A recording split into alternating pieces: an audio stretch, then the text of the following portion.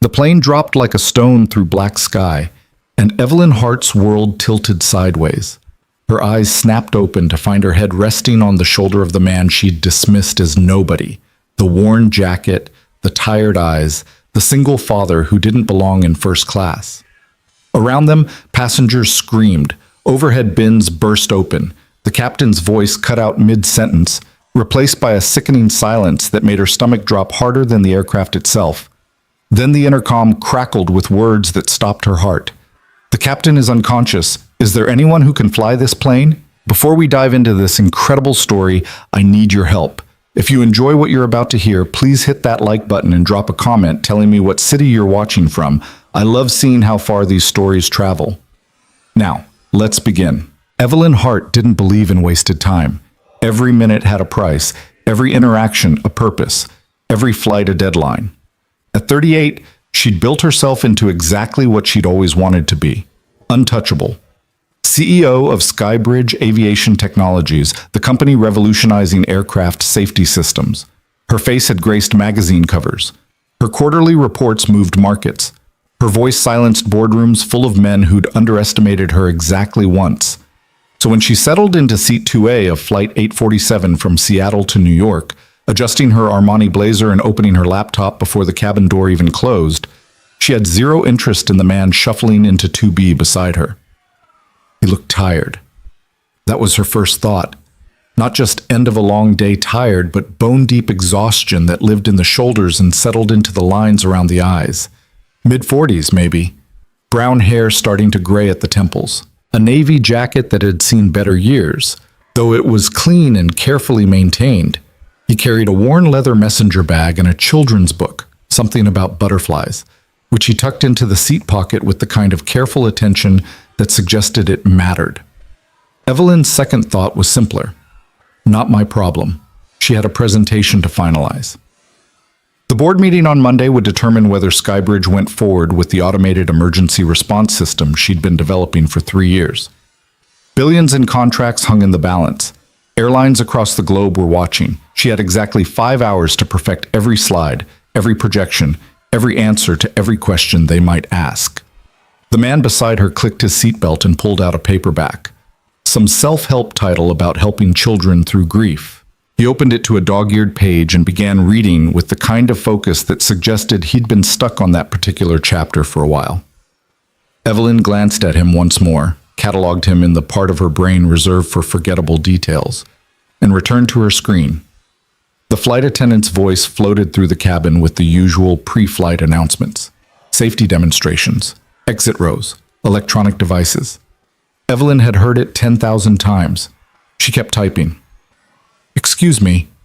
The voice beside her was quiet, almost apologetic. "Sorry to interrupt, but you're going to need to put that away for takeoff." Evelyn looked up. The man, her seatmate, wasn't looking at her. He was still reading his book, but his tone had carried something she couldn't quite place. Not judgment, not superiority, just fact. "I know the rules," she said, sharper than necessary. "I'm finishing a thought." "I'm sure you are." He turned a page. "Still going to need to close it." The flight attendant appeared before Evelyn could respond, smiling that professional smile that meant business. "Ma'am, we're preparing for departure. I'll need you to stow your laptop, please." Evelyn saved her work with more force than required and snapped the computer shut. She slid it into her bag, her jaw tight. Beside her, the man said nothing. He just kept reading about helping children process loss, his finger following the lines with careful attention. The plane pushed back from the gate, taxied toward the runway. The engines built to that familiar whine that usually lulled Evelyn into productive focus. Tonight, though, something felt different. Maybe it was the weather. The forecast had mentioned storms over the Midwest. Maybe it was the presentation weighing on her mind. Maybe it was the fact that her assistant had quit yesterday, the third one this year, with some tearful speech about work-life balance that Evelyn had barely listened to. Or maybe it was the man beside her, reading about grief with the kind of attention that suggested he knew it personally. The plane lifted into darkness. Seattle's lights fell away below them, replaced by the vast emptiness of night sky. Evelyn pulled out her tablet the moment the seatbelt sign dinged off. She had backup slides to review, market projections to memorize, competitor analyses to study.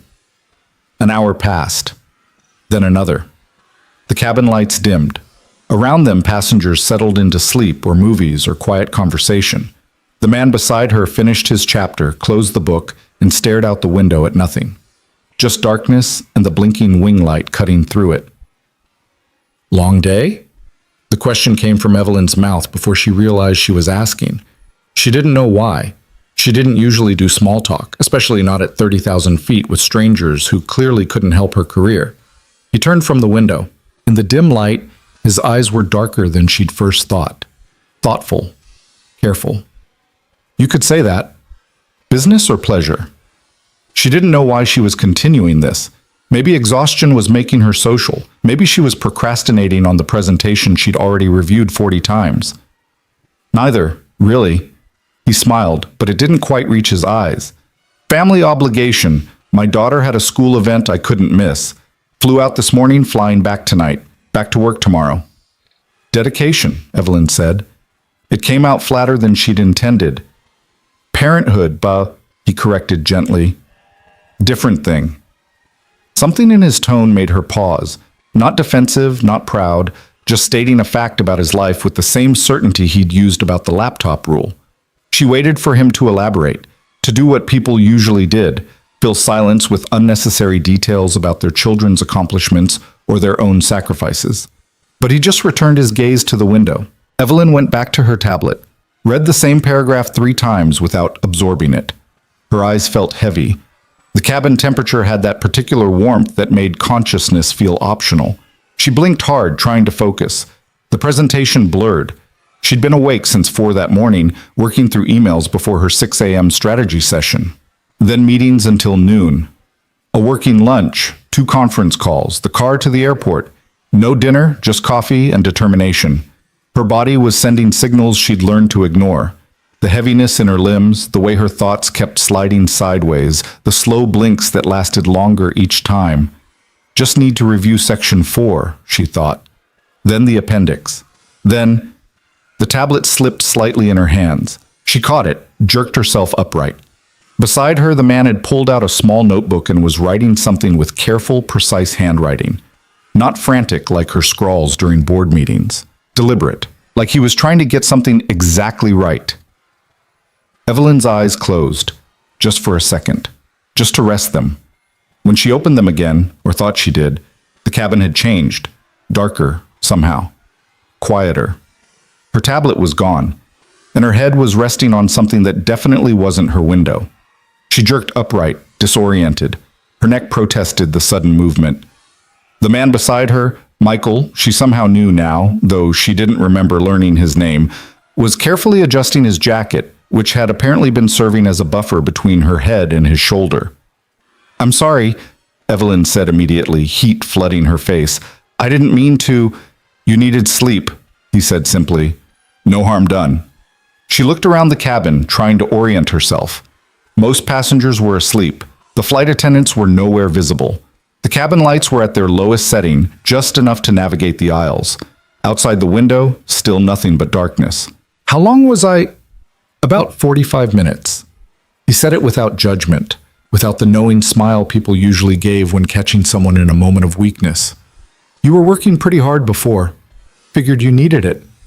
Evelyn's professional instincts kicked in, apologize, dismiss, re-establish boundaries. But the words stuck in her throat. She had needed it. She still felt exhausted, but that desperate edge had dulled slightly, and he'd just let her sleep. Hadn't woken her, hadn't made it awkward, just stayed still and let a stranger rest. "Thank you," she managed. He nodded and returned to his notebook. Evelyn caught a glimpse of the page, neat columns of numbers, what looked like a budget. Careful notations in the margins. The handwriting of someone who'd learned precision mattered. She should go back to her presentation. Should use this burst of semi-consciousness to finalize her talking points. But her tablet felt impossibly far away in her bag, and the warmth of the cabin was wrapping around her again, and her eyes were already closing despite her best efforts. "Go ahead," Michael said quietly, not looking up from his notebook. "I don't mind." Evelyn wanted to protest, wanted to maintain the professional distance she'd built her entire career on. But her body had other priorities. Her head listed toward his shoulder again, and this time she didn't fight it. The last thing she heard before sleep took her was the scratch of his pen on paper, steady and certain. She woke to chaos. The plane lurched violently to the left, throwing her against her seatbelt hard enough to knock the air from her lungs. Overhead bins rattled. The carry-on bag tumbled into the aisle with a crash that made someone scream. The cabin lights flickered once, twice, then blazed to full brightness. Evelyn's heart hammered against her ribs. Beside her, Michael was already upright, his hand braced against the seat in front of him. His face had changed, the tiredness burned away by something sharper. Alert, focused, another jolt. This one felt wrong, like the plane had dropped and then caught itself at the last second. Evelyn's stomach flipped. Around them, passengers were gripping armrests, looking around wildly. A baby started crying. Then another. The intercom crackled to life. The senior flight attendant's voice came through, professional but strained. "Ladies and gentlemen, please remain seated with your seatbelts fastened. We're experiencing some turbulence. Everything is under control." But Evelyn had flown enough to know the difference between routine turbulence and whatever this was. The plane was moving wrong, banking too hard. The engines sounded off, higher pitched than normal, like they were straining. Michael was already leaning forward, looking toward the cockpit. His hand had moved to his seatbelt, fingers resting on the buckle but not releasing it yet. "This isn't normal turbulence," Evelyn said. She meant it as a question, but it came out as a statement. "No," he agreed. "It's not." The plane dropped again. This time it felt like an elevator with cut cables, stomach and throat, weightless terror. Screams erupted throughout the cabin. Oxygen masks dropped from the overhead compartments with a collective whoosh that sounded like the plane itself was gasping.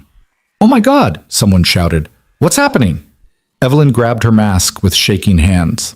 Beside her, Michael did the same, but his movements were automatic, efficient. He pulled it over his face, secured it, then immediately looked around at nearby passengers to make sure they were doing the same. An elderly woman across the aisle was fumbling with hers, her hand shaking too badly to get the strap over her head. Without hesitation, Michael unbuckled, leaned across the aisle, and gently took the mask from her hands. "It's okay," he said, his voice calm despite the mask muffling it. "Let me help. You're doing fine." He secured it over her face, adjusted the straps, made sure she was breathing properly. Then he returned to his seat and rebuckled just as another jolt hit. The flight attendant's voice came through again, higher now. "Please remain seated. Please remain calm." Then the cockpit door burst open. The co-pilot stumbled into the cabin, his face sheet white. Behind him, Evelyn caught a glimpse of the captain slumped forward in his seat, not moving. The co-pilot grabbed the senior flight attendant by her shoulders, spoke rapidly in her ear. Evelyn couldn't hear the words over the roar of wind and engines and passenger panic, but she could see the flight attendant's face drain of color. The co-pilot disappeared back into the cockpit. The door closed. The senior flight attendant stood there for 3 seconds that felt like hours. Then she picked up the intercom handset. Her hand was visibly shaking. "Ladies and gentlemen," her voice cracked. She tried again. "Ladies and gentlemen, I need your attention. The captain has suffered a medical emergency. The first officer is handling the aircraft, but we need to know if there is anyone on board with significant flight experience. If you have extensive flying experience, please make yourself known to the flight crew immediately."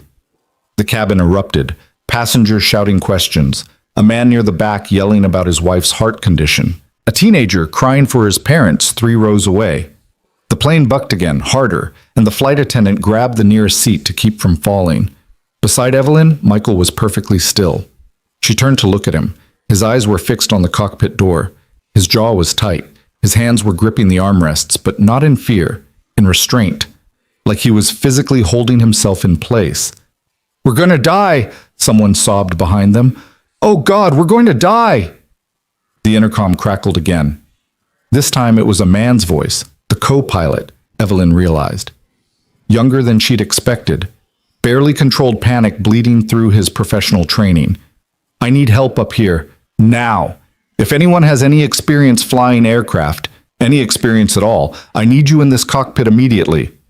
Another drop, longer this time. 5 seconds of free fall that felt like minutes. Evelyn's vision grayed at the edges. She couldn't breathe, couldn't think. The mask was on her face, but no air seemed to be reaching her lungs. Then Michael unbuckled his seatbelt and stood up. The movement was so sudden, so deliberate, that it cut through Evelyn's panic. He was standing in the aisle, one hand on the overhead compartment for balance, facing the cockpit. His expression had changed completely. The tired, careful single father was gone.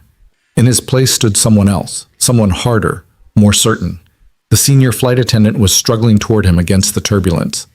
"Sir, I need you to sit down." "I can fly this plane," Michael said. His voice carried through the chaos, steady and absolute. "I can help." The flight attendant's eyes went wide. "You're a pilot?" "Yes." He was already moving toward the cockpit, his steps sure despite the bucking aircraft. 11 years commercial, 7 years military before that. Search and rescue mostly. If he needs help up there, I can provide it. Evelyn watched him go, her mind struggling to process what she'd just heard. The man in the worn jacket. The one reading about helping grieving children. The single father who'd let her sleep on his shoulder because she looked tired. A pilot. Not just a pilot. Military search and rescue. He disappeared into the cockpit. The door closed behind him.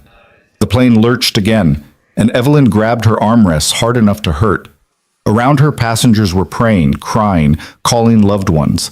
The woman Michael had helped with her mask was whispering something over and over, her eyes squeezed shut. Minutes crawled by. The turbulence didn't stop. If anything, it got worse. The plane was banking at angles that felt impossible, tilting so far to the left that Evelyn could see nothing but dark sky through her window. Then it would level out for 30 seconds before dropping again, that horrible weightless sensation that made her certain they were falling toward whatever was below them in the darkness. A flight attendant was making her way through the cabin, checking passengers, speaking in low, urgent tones. When she reached Evelyn's row, she leaned in close. "I need you to assume the brace position when I give the signal. Do you understand?" "What signal?" Evelyn's voice didn't sound like her own. "What's happening?" "Just be ready." The flight attendant moved on before Evelyn could ask anything else. The intercom crackled. Michael's voice came through, and somehow, impossibly, it was calm. "Ladies and gentlemen, this is Michael Cross. I'm a certified commercial pilot, and I'm now assisting the first officer in the cockpit. We've experienced multiple system failures, including loss of primary navigation and hydraulic pressure. We're currently working to stabilize the aircraft and prepare for an emergency landing." A fresh wave of panic swept through the cabin. Emergency landing, system failures, the words everyone feared. But Michael wasn't done. "I know you're scared. I understand that, but I need you to listen to me carefully. I've flown through worse than this, much worse. We have partial control of the aircraft, and we're working to get full control back. What I need from you is to stay calm, stay seated, and follow every instruction the flight crew gives you. Can you do that for me?" Something in his voice, that steady, unshakable certainty, cut through the terror. Evelyn found herself nodding even though he couldn't see her.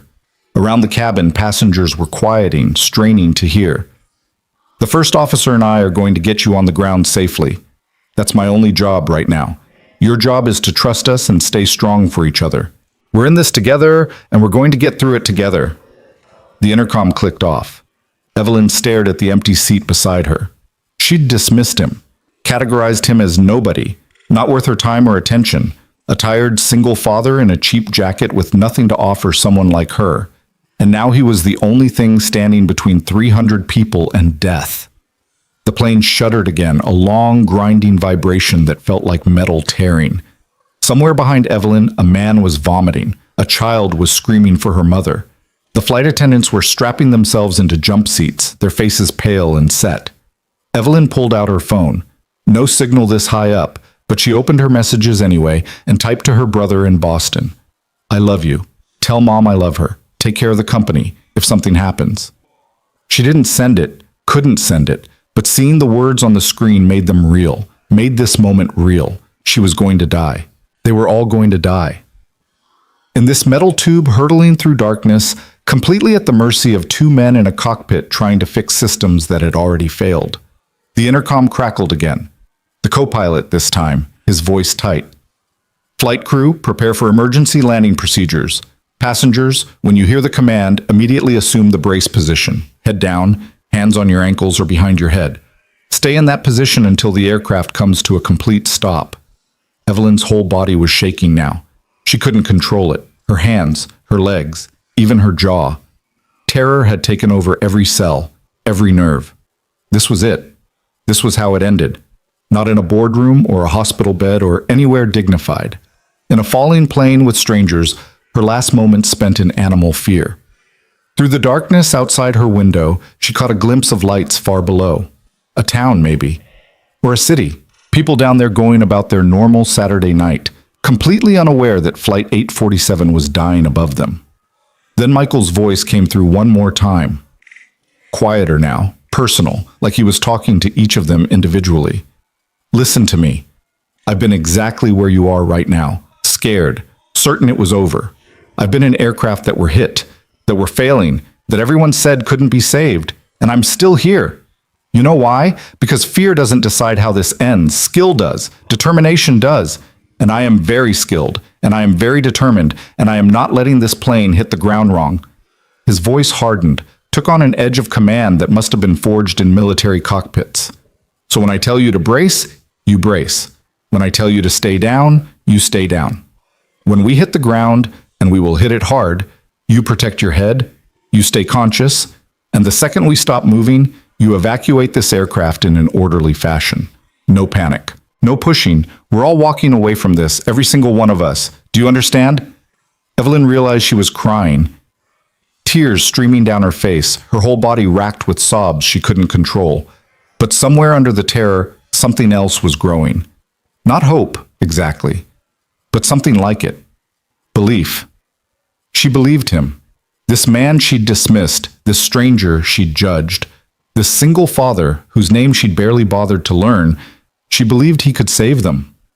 The plane dropped again, and this time it didn't level out. They were descending, fast, too fast. Brace, brace, brace! The flight attendant's voice cut through the cabin. Heads down, now! Evelyn bent forward, grabbed her ankles, pressed her head down as far as it would go. Around her, passengers did the same. The woman across the aisle was praying in Spanish. The baby was still crying, a high, thin wail that somehow cut through everything else. Down, down, down. The engine screaming. The plane shaking so hard Evelyn's teeth rattled. The oxygen mask hanging useless now as she fought to breathe against the angle and the terror and the absolute certainty of impact. Through the roar she heard Michael's voice one last time, not on the intercom but shouting from the cockpit. Words she couldn't make out but the tone unmistakable. Total focus, absolute command, a man doing battle with a dying machine and refusing to lose. The lights flickered, went out, came back. Someone was screaming. Maybe it was Evelyn. She couldn't tell anymore. Then the world exploded. The impact hit like a bomb. Metal shrieking, the sensation of sliding, spinning, tilting at impossible angles. Evelyn's head snapped forward despite the brace position, stars exploding across her vision. The plane was tearing itself apart around them. She was sure of it. This was death. This was the end. But they were still moving, still sliding. Not tumbling, not flipping, just that horrible grinding slide that seemed to go on forever. Then nothing. Absolute stillness. For 3 seconds, nobody moved. The silence was so complete, so sudden after the chaos, that it felt wrong, like the world had ended and they just hadn't realized it yet. Then someone coughed. A baby's cry cut through the darkness. An emergency light flickered to life, then another. Evacuate! A flight attendant's voice, hoarse but functioning. Everybody up! Move to the exits, now! The cabin erupted into controlled chaos. Passengers unbuckling, stumbling into aisles, helping each other move toward the emergency exits that were already being thrown open. Cold air rushed in, shocking and wonderful and real. Evelyn unbuckled with hands that wouldn't stop shaking. She tried to stand and her legs almost gave out. The floor was tilted at an angle. They'd come to rest nose down, she realized, but they'd stopped. They were on the ground.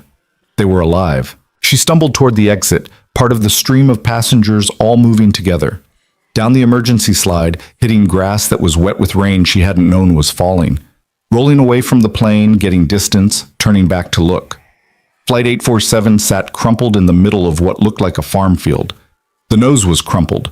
One wing was bent at an angle that should have been impossible, but it was intact.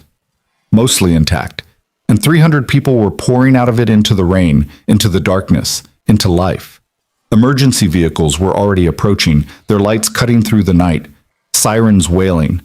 How long had they been falling? How had anyone known where to find them? Evelyn stood in the mud and rain, her entire body shaking, and watched the cockpit door, watched passengers evacuate, watched flight attendants helping the injured, the elderly, the children. Then two figures emerged from the cockpit. The co-pilot, young and shell-shocked but walking, and behind him, supporting him, Michael. His shirt was torn. There was blood on his temple. He moved like everything hurt, but he was alive, walking, already scanning the crowd, counting heads with the practiced eye of someone who'd done this before. Their eyes met across the chaos. Evelyn didn't have words, didn't have anything except the truth of what had just happened. He'd saved them. All of them. This man she'd dismissed, this stranger she'd judged, this tired single father whose name she'd barely bothered to learn. He'd looked death in the face and refused it 300 times over. Michael nodded once, just a small acknowledgement that she was alive, that they were all alive, then turned his attention to a family struggling away from the wreckage, moving to help before anyone even asked. Evelyn sank to her knees in the mud, her legs finally giving out completely. Around her, passengers were crying, embracing, calling loved ones. Emergency crews were establishing triage. The rain kept falling, cold and clean and impossible. They were alive. And everything she'd thought she knew about herself, about value, about what mattered, all of it had shattered the moment that plane started falling. The CEO who'd built an empire on being right, on being untouchable, on never wasting a moment, she knelt in the mud and realized she didn't know anything at all. The emergency lights painted everything in harsh red and white as paramedics moved through the crowd of survivors. Evelyn stayed on her knees in the mud longer than she meant to, watching the organized chaos unfold around her. Someone wrapped a silver emergency blanket around her shoulders. A paramedic crouched beside her, shining a light in her eyes. Asking questions she answered automatically. Name, age, any pain, any injuries, she had none. Not physically, but something inside her felt cracked open, exposed to air it had never touched before. Ma'am, can you stand? The paramedic's voice was gentle but insistent. We need to get you checked out properly. Evelyn let him help her up. Her legs held this time, though everything felt distant and strange, like she was watching herself from somewhere outside her body. He guided her toward the triage area they'd established, a section of field lit by portable lights where medical personnel were assessing everyone who'd walked away from the wreckage. As they moved through the crowd, Evelyn saw Michael. He was sitting on the bumper of an ambulance while a paramedic cleaned the cut on his temple. Another paramedic was trying to get him to lie down on a stretcher, and he was refusing with quiet but absolute firmness. I'm fine, he was saying. Check the passengers first. There were elderly people on board, children. I'm not your priority. Sir, you just crash-landed a commercial aircraft. You need to be examined for... I said check the passengers first. Michael's voice remained calm, but something in his tone made the paramedic step back. Not fear. Respect. The recognition of someone who would not be moved on this particular point. The paramedic sighed and moved on to the next patient. Michael pressed a gauze pad to his temple and stood up, scanning the crowd with that same counting expression Evelyn had seen right after the crash, making sure everyone was accounted for. Their eyes met again. This time Evelyn walked toward him, the emergency blanket trailing behind her like a cape. You're hurt, she said when she reached him. It sounded stupid the moment the words left her mouth. Of course he was hurt. He'd just saved 300 lives while wrestling a dying plane to the ground. It's nothing, he said, and she believed he genuinely thought that was true. Are you okay? You hit your head pretty hard during landing. I don't remember hitting it. Evelyn touched her forehead, and her fingers came away with blood she hadn't realized was there. I don't remember much after we touched down, just sliding and the noise. That's normal. Adrenaline does that. He pressed the gauze more firmly to his own wound. You should let them check you out. Head injuries are tricky. So should you.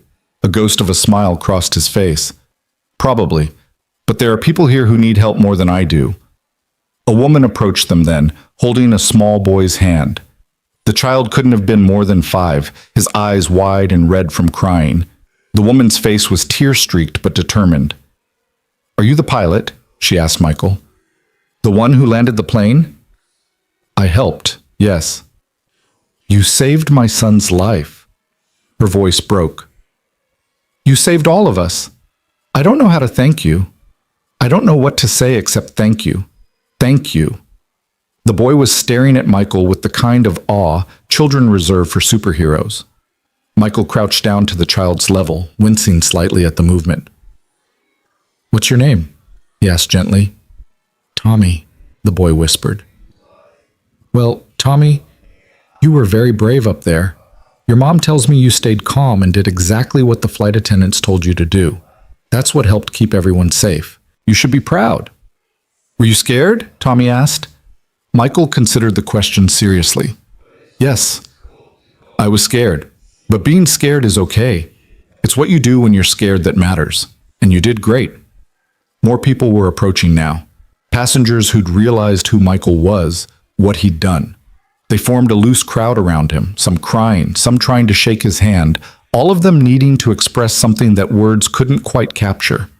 Evelyn stepped back, giving them space. She watched Michael handle each person with the same quiet attention, listening to their thanks, deflecting their praise, redirecting focus to the flight crew who'd evacuated everyone safely. He looked exhausted. The cut on his temple was still bleeding, but he gave each person his full attention, like their gratitude mattered more than his own pain. A news van pulled up at the edge of the field, then another. Reporters were already setting up cameras, trying to get shots of the wreckage and the survivors. One of them spotted Michael and started moving toward him with purpose, microphone in hand. Michael saw the reporter coming, and something changed in his expression. Not fear, but something close to it. He looked around quickly, spotted Evelyn, and moved toward her with surprising speed for someone who just crash-landed a plane. "I need to go," he said quietly when he reached her. "The press, I can't talk to them. Not about this." "Why not?" Evelyn asked, genuinely confused. "You're a hero. They'll want your story." "That's exactly why." He was already backing away toward the darker part of the field, away from the lights and cameras. "I can't explain right now, but please, if they ask, you don't know where I went." Before Evelyn could respond, he'd disappeared into the crowd of survivors and emergency personnel. The reporter reached Evelyn moments later, breathless and eager. "Excuse me, ma'am. Sarah Chen, News 7. Can you tell me what happened up there?" Evelyn looked at where Michael had vanished, then back at the reporter. "The captain had a medical emergency. A passenger with flight experience helped land the plane. That's all I know." "Do you know the passenger's name? Where is he now?" "No," Evelyn lied smoothly. "I don't know his name. Everything happened so fast." The reporter moved on, hunting for someone more cooperative. Evelyn pulled the emergency blanket tighter and tried to understand what had just happened. Why would someone run from recognition after doing something so extraordinary? Most people would embrace that kind of attention, would ride the wave of heroism into every talk show and interview they could find. But Michael had fled it like it was dangerous. A hand touched Evelyn's elbow. She turned to find a middle-aged woman in a paramedic's uniform, her expression kind but firm. "I'm Amy Chen. I need you to come with me for a full examination. That head wound needs proper attention, and we need to make sure you don't have a concussion." Evelyn wanted to refuse, to go find Michael and get answers to the questions piling up in her mind. But her head was starting to pound, and the adrenaline was wearing off, leaving exhaustion so profound she could barely stand. She let Amy guide her to an ambulance. The next hours blurred together. Examination, questions from aviation authorities, more questions from police, a representative from the airline who looked pale and kept apologizing in a shaking voice. Evelyn answered everything on autopilot while her mind stayed stuck on one image. Michael's face when he saw those reporters coming. The way he'd run. By the time they let her go, dawn was breaking over the field. The wreckage of Flight 847 looked even worse in daylight. The crumpled nose, the torn wing, the long scar it had carved through the grass. Investigators swarmed over it like ants, documenting everything. Evelyn's phone had survived the crash. 47 missed calls, 63 text messages. Her assistant, former assistant, had somehow heard about the crash and left a voicemail telling her to call immediately. Her brother had left 6 increasingly panicked messages. Her mother had texted simply, "Please be alive." She called her brother first. "Evelyn! Oh my God, Evelyn!" His voice cracked. "I saw the news. They said Flight 847 went down. I've been calling for hours." "I'm okay," she said. Her voice sounded strange to her own ears. Flat, distant. "I'm alive. Everyone's alive." "How?" "The news is saying it was a miracle. Multiple system failures, the captain incapacitated. How did anyone survive that?" "There was a passenger, a pilot. He landed it. They're saying he's refusing to talk to the press. Nobody knows who he is. The airline won't release passenger information." "Evelyn, what happened up there?" She closed her eyes, saw the plane falling, felt her head on Michael's shoulder, watched him stand up and walk toward certain death with absolute calm.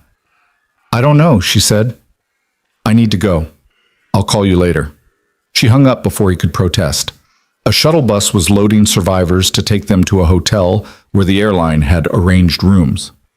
Evelyn climbed aboard, found a seat, and stared out the window at the crash site shrinking behind them. The hotel was chaos. Survivors reuniting with families who'd driven through the night to get there, reporters crowding the lobby, airline representatives trying to coordinate everything while looking like they hadn't slept in days. Evelyn checked in, got her room key, and escaped to the elevator before anyone could recognize her. The room was generic, beige walls, mass-produced art, industrial carpet. She stood in the middle of it for a long moment, then walked to the bathroom mirror. The woman looking back was someone she barely recognized, hair matted with mud and dried blood, makeup smeared beyond repair, a bandage on her temple where they'd cleaned and treated the cut. The Armani blazer was ruined, torn at the shoulder and stained with things she didn't want to identify. She looked like someone who'd survived a plane crash, which, she supposed, was accurate.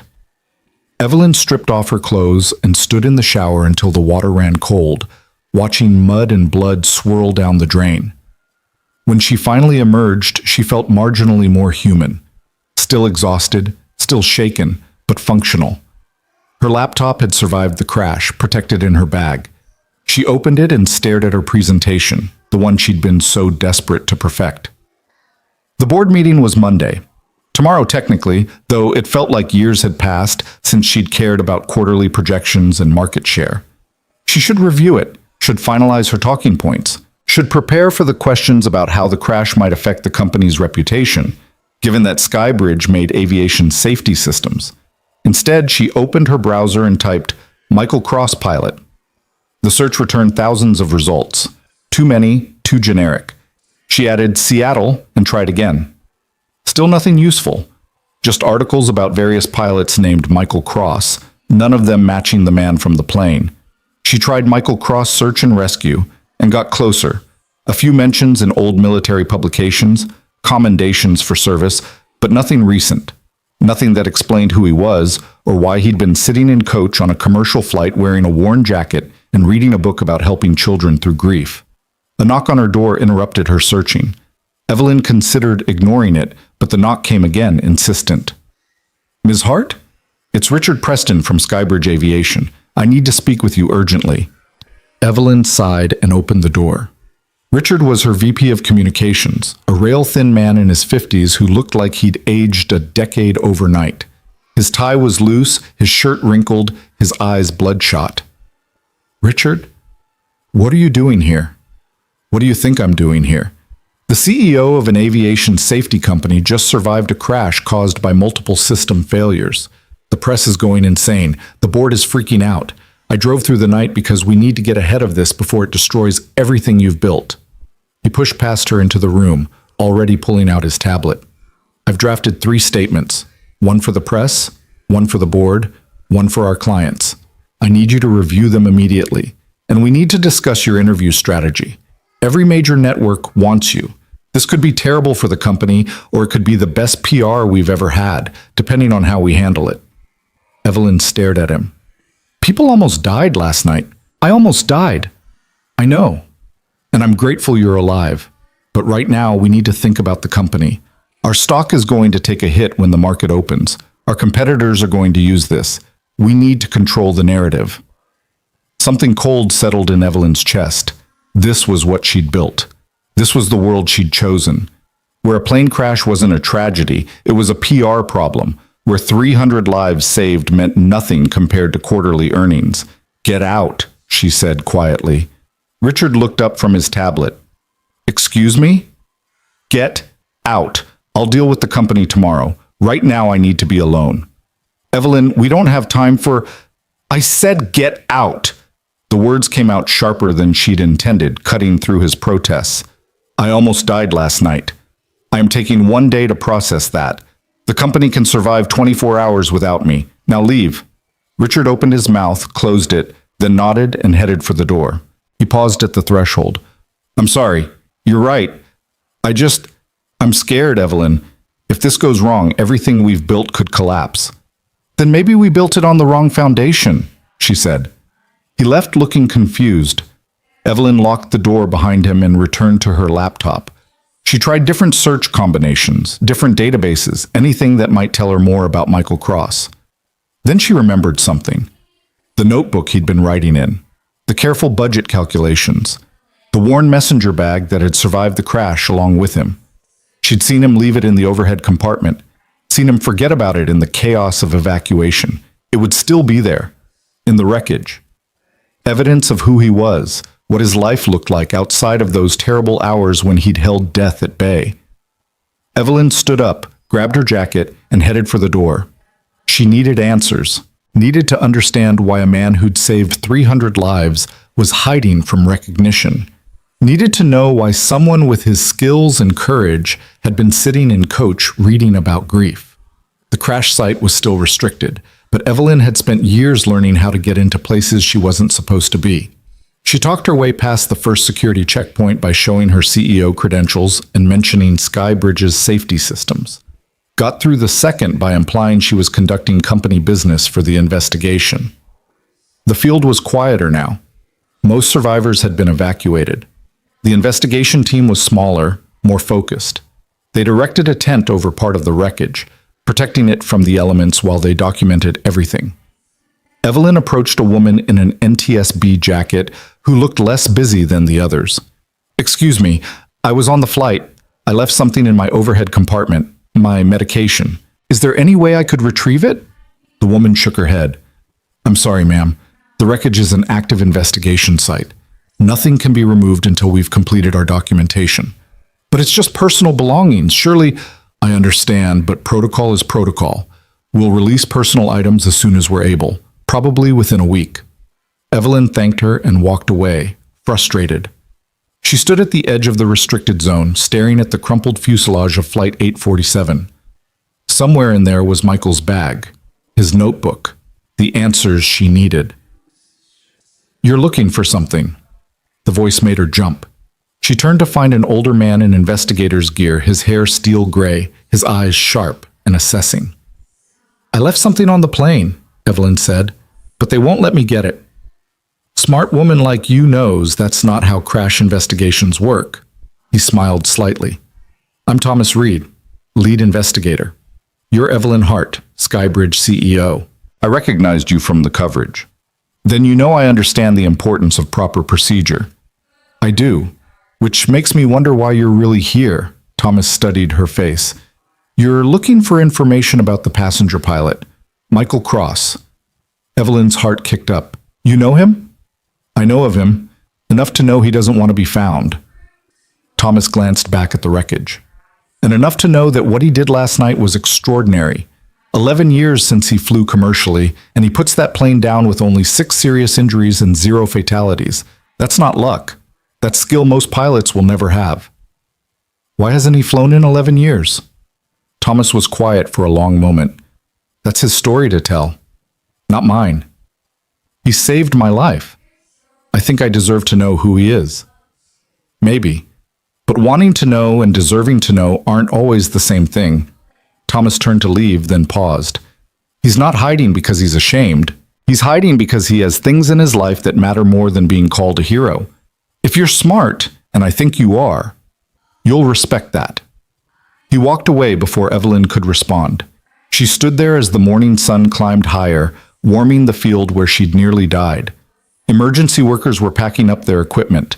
News vans were pulling away, moving on to other stories. Life was returning to normal for everyone who hadn't been on that plane. But nothing felt normal to Evelyn. The world had tilted sideways, and she couldn't figure out how to straighten it. Her phone buzzed. A text from her brother. "Mom's freaking out. Please call her." Another from Richard. "Board wants emergency meeting Monday morning before your presentation. Need to brief you ASAP." A third from an unknown number. "Ms. Hart, this is David Chen from the Washington Post. I'd like to interview you about the crash and the anonymous hero who saved everyone. Please call me." Evelyn silenced her phone and walked back to her rental car. She drove without destination, just moving because staying still felt impossible. The roads were empty this early on a Sunday morning. She passed farms and small towns and churches with parking lots starting to fill for morning service. She ended up at a diner 30 miles from the crash site. The kind of place with red vinyl booths and coffee that tasted like it had been brewing since yesterday. A waitress who looked barely awake took her order without recognition or interest. Evelyn sat in a corner booth and tried to make sense of everything that had happened. Less than 24 hours ago, she'd been the CEO who had it all figured out. The woman who'd built an empire on certainty and control, who knew the value of every minute, every interaction, every relationship. That woman had dismissed Michael Cross as nobody, had judged him by his jacket and his book, and decided he had nothing to offer her. That woman had been so completely, devastatingly wrong. The coffee arrived, terrible and perfect at the same time. Evelyn wrapped her hands around the mug and stared out the window at the parking lot. A family was loading into a minivan. Parents, 3 kids, a grandmother. The kids were arguing about something. The parents looked exhausted. The grandmother was laughing. Normal, ordinary. The kind of life Evelyn had left behind years ago in her climb to the top. Her phone buzzed again. Another number she didn't recognize. She almost didn't answer, but something made her pick up. "Ms. Hart, this is Jennifer Walters. I'm a caseworker with Family Services in Seattle. I'm trying to locate Michael Cross. His daughter is asking for him, and we can't reach him. The airline gave me your number as someone who might know how to contact him." Evelyn sat up straighter. "His daughter?" "Yes, Emma. She's 8. She's staying with her regular caregiver while Michael was traveling, but she's seen the news about the crash. She knows her father was on that flight, and she's very upset. If you know how to reach him, please. It's important." "I don't have his number," Evelyn said, "but I can try to find him. What's your number?" Jennifer rattled it off. "Please hurry. Emma is very frightened, and Michael needs to know she's asking for him." The call ended. Evelyn stared at her phone, pieces clicking together. The book about helping children through grief, the exhaustion in his eyes, the way he'd talked about parenthood as something different from dedication. Michael wasn't just a single father. He was a widower raising a daughter alone, working some job that let him fly to Seattle for a school event and back the same day, living a life that clearly didn't include enough money for first-class tickets or new jackets. And now that daughter was scared and asking for him, while he was somewhere hiding from reporters who wanted to turn him into a story. Evelyn pulled up her contact list and called the hotel, got transferred to 6 different people before finally reaching someone who could help. "I need to know if Michael Cross is a registered guest," she said. "It's urgent, family emergency." "I'm sorry, ma'am, but we can't release guest information. His daughter is trying to reach him. She's 8 years old and she's scared. Please." A pause. "Hold on." 2 minutes later. "We have no one registered under that name, but there are several guests who checked in without identification last night, survivors who lost their wallets in the crash. If you can describe him, I can ask the front desk staff to watch for him." Evelyn described Michael in detail. The woman promised to call if they spotted him. It wasn't much, but it was something. She paid for her coffee and headed back to the hotel. The lobby was still crowded with survivors and families, but the energy had changed. Relief had settled in. People were making plans to get home, booking flights, comparing stories. Evelyn scanned the crowd, looking for a worn jacket and tired eyes. Nothing. She tried the conference room where the airline was coordinating survivor support, asked if anyone had seen Michael Cross, got blank looks and apologies. Finally, she went back to her room and opened her laptop again. This time she searched differently. Not for Michael Cross the pilot, but for Michael Cross in connection with Skybridge Aviation. And there it was, buried in an industry newsletter from 11 years ago. Skybridge Aviation Systems terminates senior engineer Michael Cross after disagreement over safety protocols. Cross had raised concerns about the company's pressure guard hydraulic system, claiming it had fatal flaws that could lead to catastrophic failure. Company officials maintained the system met all regulatory requirements. Cross's employment was terminated for insubordination and unauthorized communications with regulatory agencies. The article was short, barely 2 paragraphs, but it told Evelyn everything she needed to know. Michael Cross hadn't just saved 300 people last night, he'd saved them from a failure he'd predicted 11 years ago. A failure in the system her company had built and defended, a failure they'd fired him for exposing. The pressure guard system was still in use, on hundreds of aircraft, including, she now realized with absolute horror, Flight 847. The plane had crashed because of the very system Michael had warned them about. The system Skybridge, her company, her responsibility, had insisted was safe. Evelyn's hands were shaking as she pulled up Skybridge's internal databases. She had access to everything as CEO, design documents, testing reports, incident logs. She'd never looked at the pressure guard files before. It was an older system, proven, reliable, according to all official reports. But as she dug deeper, she found something else. Buried in old QA reports, flagged and then dismissed. Pattern failures in extreme conditions, small hydraulic leaks that seemed statistically insignificant. Maintenance notes about pressure fluctuations that were written off as sensor errors. Every single thing Michael had warned about, and her company had ignored it all, had fired him for refusing to stay quiet, had protected their reputation and their contracts instead of fixing a flaw that had nearly killed 300 people. The room spun. Evelyn gripped the edge of the desk, fighting nausea that had nothing to do with her head injury. She'd built her entire career on being right, on making the tough calls, on trusting her judgment and the judgment of the people she'd hired. And she'd been so catastrophically wrong that it had almost killed her and everyone else on that plane. The man she'd dismissed, judged, and ignored had been the only one telling the truth, had sacrificed his career to try to stop this. And last night, he'd had to save everyone from a disaster he'd tried to prevent 11 years ago. A knock on her door. Evelyn ignored it. The knock came again, harder. "Evelyn, I know you're in there. Open up." Richard. She almost told him to go away again, but she needed someone to know what she'd found, needed someone to help her figure out what came next. She opened the door. Richard pushed past her, already talking. "Okay, I've been thinking about our strategy. We need to position you as a survivor, not just a CEO. Human interest, personal transformation. We can—" "Richard, stop." Evelyn's voice was hollow. "We have a much bigger problem." She showed him what she'd found, watched his face drain of color as he read the reports, the warnings, the documentation of a cover-up she'd never even known existed.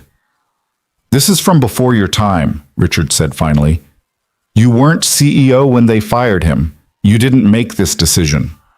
I'm CEO now. It's my company, my responsibility." Evelyn closed her laptop. "And the man who tried to stop this is the same man who saved everyone last night. The man we destroyed professionally is the only reason 300 people are still alive. What are you going to do?" "I'm going to find him, and then I'm going to make this right." "Evelyn, think about this. If you admit the company was wrong, if you acknowledge these flaws existed, people could have died because we ignored them. People almost did die. I won't make that mistake again. The board will never agree to this. The legal exposure alone, then the board can fire me." Evelyn stood up, suddenly certain. "But I'm not covering this up. Not for them, not for the company, not for anyone. We were wrong. I'm going to say so publicly, and I'm going to fix it." Richard stared at her like she'd grown a second head. "You've lost your mind." "Maybe. Or maybe I just found it." She grabbed her jacket. I need to go. Where? To find Michael Cross. To apologize. To try to undo some of the damage we caused. She left Richard standing in her hotel room looking shell-shocked. Took the elevator down to the lobby and walked out into the late morning sunshine with absolutely no plan beyond finding the man who'd saved her life twice now, once from a falling plane and once from a life built on foundations too rotten to stand. Evelyn started with the obvious places. The hospital where they'd taken the injured passengers. 3 different locations, none of which had any record of treating Michael Cross. The emergency shelter the airline had set up for survivors without local accommodations. No sign of him there either. She called Jennifer Walters back, the caseworker, and got an address for Michael's apartment in Queens. She caught the next flight to New York. The apartment building was in a neighborhood that real estate agents would call transitional, code for working-class people holding on while developers circled like sharks. 4 stories of red brick, iron fire escapes, windows with air conditioning units that had seen better decades. Kids playing basketball in a concrete lot across the street. A bodega on the corner with hand-painted signs advertising lotto tickets and cheap cigarettes. Evelyn stood on the sidewalk for a long moment, trying to reconcile this place with the man who'd controlled a dying aircraft with surgeon-like precision. She'd expected something different, something that matched his competence, his bearing, his absolute command in crisis. But maybe that was the point. Maybe she needed to stop expecting anything and start seeing what was actually there. The building's front door was propped open with a brick. Inside, the hallway smelled like cooking spices and old carpet. Mailboxes lined one wall, most of them dented. She found the one labeled M Cross 3B and climbed the stairs. The 3rd floor was quieter. Late afternoon light filtered through a window at the end of the hall. Apartment 3B had a welcome mat with cartoon butterflies on it, the kind a child would pick out. Evelyn raised her hand to knock, then hesitated. What was she going to say? Sorry we destroyed your career and nearly killed you with our faulty system, but thanks for saving us anyway. There were no words adequate for this conversation, no script she could follow. She knocked anyway. Footsteps inside. The door opened to reveal a woman in her 60s, Filipino, with silver streaking her black hair and eyes that assessed Evelyn in one quick sweep. She wore scrubs with cartoon characters on them. A nurse, Evelyn guessed, or maybe a medical assistant. Yes? The woman's voice was polite but guarded. I'm looking for Michael Cross. My name is Evelyn Hart. I was on the flight with him. It's important that I speak with him. The woman's expression didn't change. Michael's not here. Do you know where I can find him? His daughter is asking for him. A caseworker called me. I'm Rosa Gutierrez, Emma's caregiver. Rosa's stance shifted slightly, blocking the doorway more deliberately. Jennifer already called me. Michael knows Emma wants to talk to him. He'll call her when he's ready. I need to speak with him first, please. It's about the crash, about his former job with my company. Your company? Rosa's voice went flat. Skybridge Aviation. The company that fired him for doing the right thing. The company that made sure he'd never work as an engineer again. Yes. Evelyn met her gaze steadily. That company, which I now run, and which needs to answer for what it did to him. Rosa studied her for a long moment. Behind her, Evelyn could hear a television playing cartoons, a child's voice singing along with the theme song. Emma doesn't know yet, Rosa said quietly, about her father being on that plane, about what happened. She knows he went to her school event in Seattle, and she knows he was supposed to be home this morning. She's asking why he's late. How old is she? 8, and she's already lost her mother. She doesn't need reporters and cameras and people making her father into some kind of celebrity when all he wants is to be left alone to raise his daughter in peace. I understand. I'm not here as press. I'm here because I owe him an apology and an explanation, and because I need to make things right. You can't make it right, Rosa's voice hardened. You can't give him back 11 years of his life. You can't give him back his career or his reputation or the savings he burned through fighting your lawyers. You can't give Emma back the house they had to sell, or the college fund that's gone, or the security she should have had. Each word hit like a physical blow. Evelyn had known, abstractly, that firing Michael had consequences. But standing here, hearing them enumerated by someone who'd witnessed the damage firsthand, made it real in a way board reports never could. "You're right," Evelyn said. "I can't undo any of that, but I can acknowledge it publicly. I can make sure the system he warned us about gets fixed. I can clear his name and restore his reputation. And I can make sure Emma has that college fund again. It won't erase what happened, but it's a start." "Why?" Rosa demanded. "Why now? Because he saved your life? Because you feel guilty?" "Yes, to all of it, but also because it's the right thing to do. Because my company was wrong, and I'm tired of building success on a foundation of lies." Rosa was quiet for a moment, then she sighed. "He's at St. Catherine's, the church 4 blocks east. But if you upset him, if you make this harder for him than it already is, I will make you regret it. Michael is a good man who's been through enough." "I understand. Thank you." Evelyn turned to leave, then paused. "What happened to Emma's mother, if you don't mind my asking?" Rosa's expression softened slightly. "Cancer. 3 years ago. Emma was 5. Sarah, that was her name, she was a teacher. Special education. They were happy, you know? Really happy. Had a house in the suburbs, good jobs, plans for more kids. Then Michael got fired and blacklisted. Sarah had to keep working through her treatment because they needed the insurance. She fought for 2 years, but the stress, the financial pressure..." Rosa shook her head. "I'm not saying your company killed her, but you didn't help her survive either." Evelyn had no words for that. She just nodded and walked away, Rosa's voice following her down the hall. 4 blocks east, the old stone church. You can't miss it." The walk to St. Catherine's took her through streets that reminded Evelyn of what New York used to be before the hedge funds and tech companies remade it in their image. Corner stores run by families who'd been there 40 years. Apartment buildings where 3 generations lived within shouting distance. People who knew each other's names, who looked out for each other's kids. The kind of community Evelyn had left behind climbing toward the top. St. Catherine's was exactly what Rosa had described. Old stone, Gothic architecture, stained glass windows that had survived a century of city life. The heavy wooden doors were propped open. Inside, the air was cool and smelled of candle wax and old wood. The sanctuary was mostly empty. A few people scattered in the pews, heads bowed in private prayer. Afternoon light filtered through the stained glass, painting everything in shades of blue and gold. Michael sat alone in the back row, his elbows on his knees, his head in his hands. He'd changed clothes since the crash, jeans and a dark t-shirt, both clean but worn soft from many washings. The bandage on his temple stood out white against his dark hair. Evelyn slid into the pew behind him.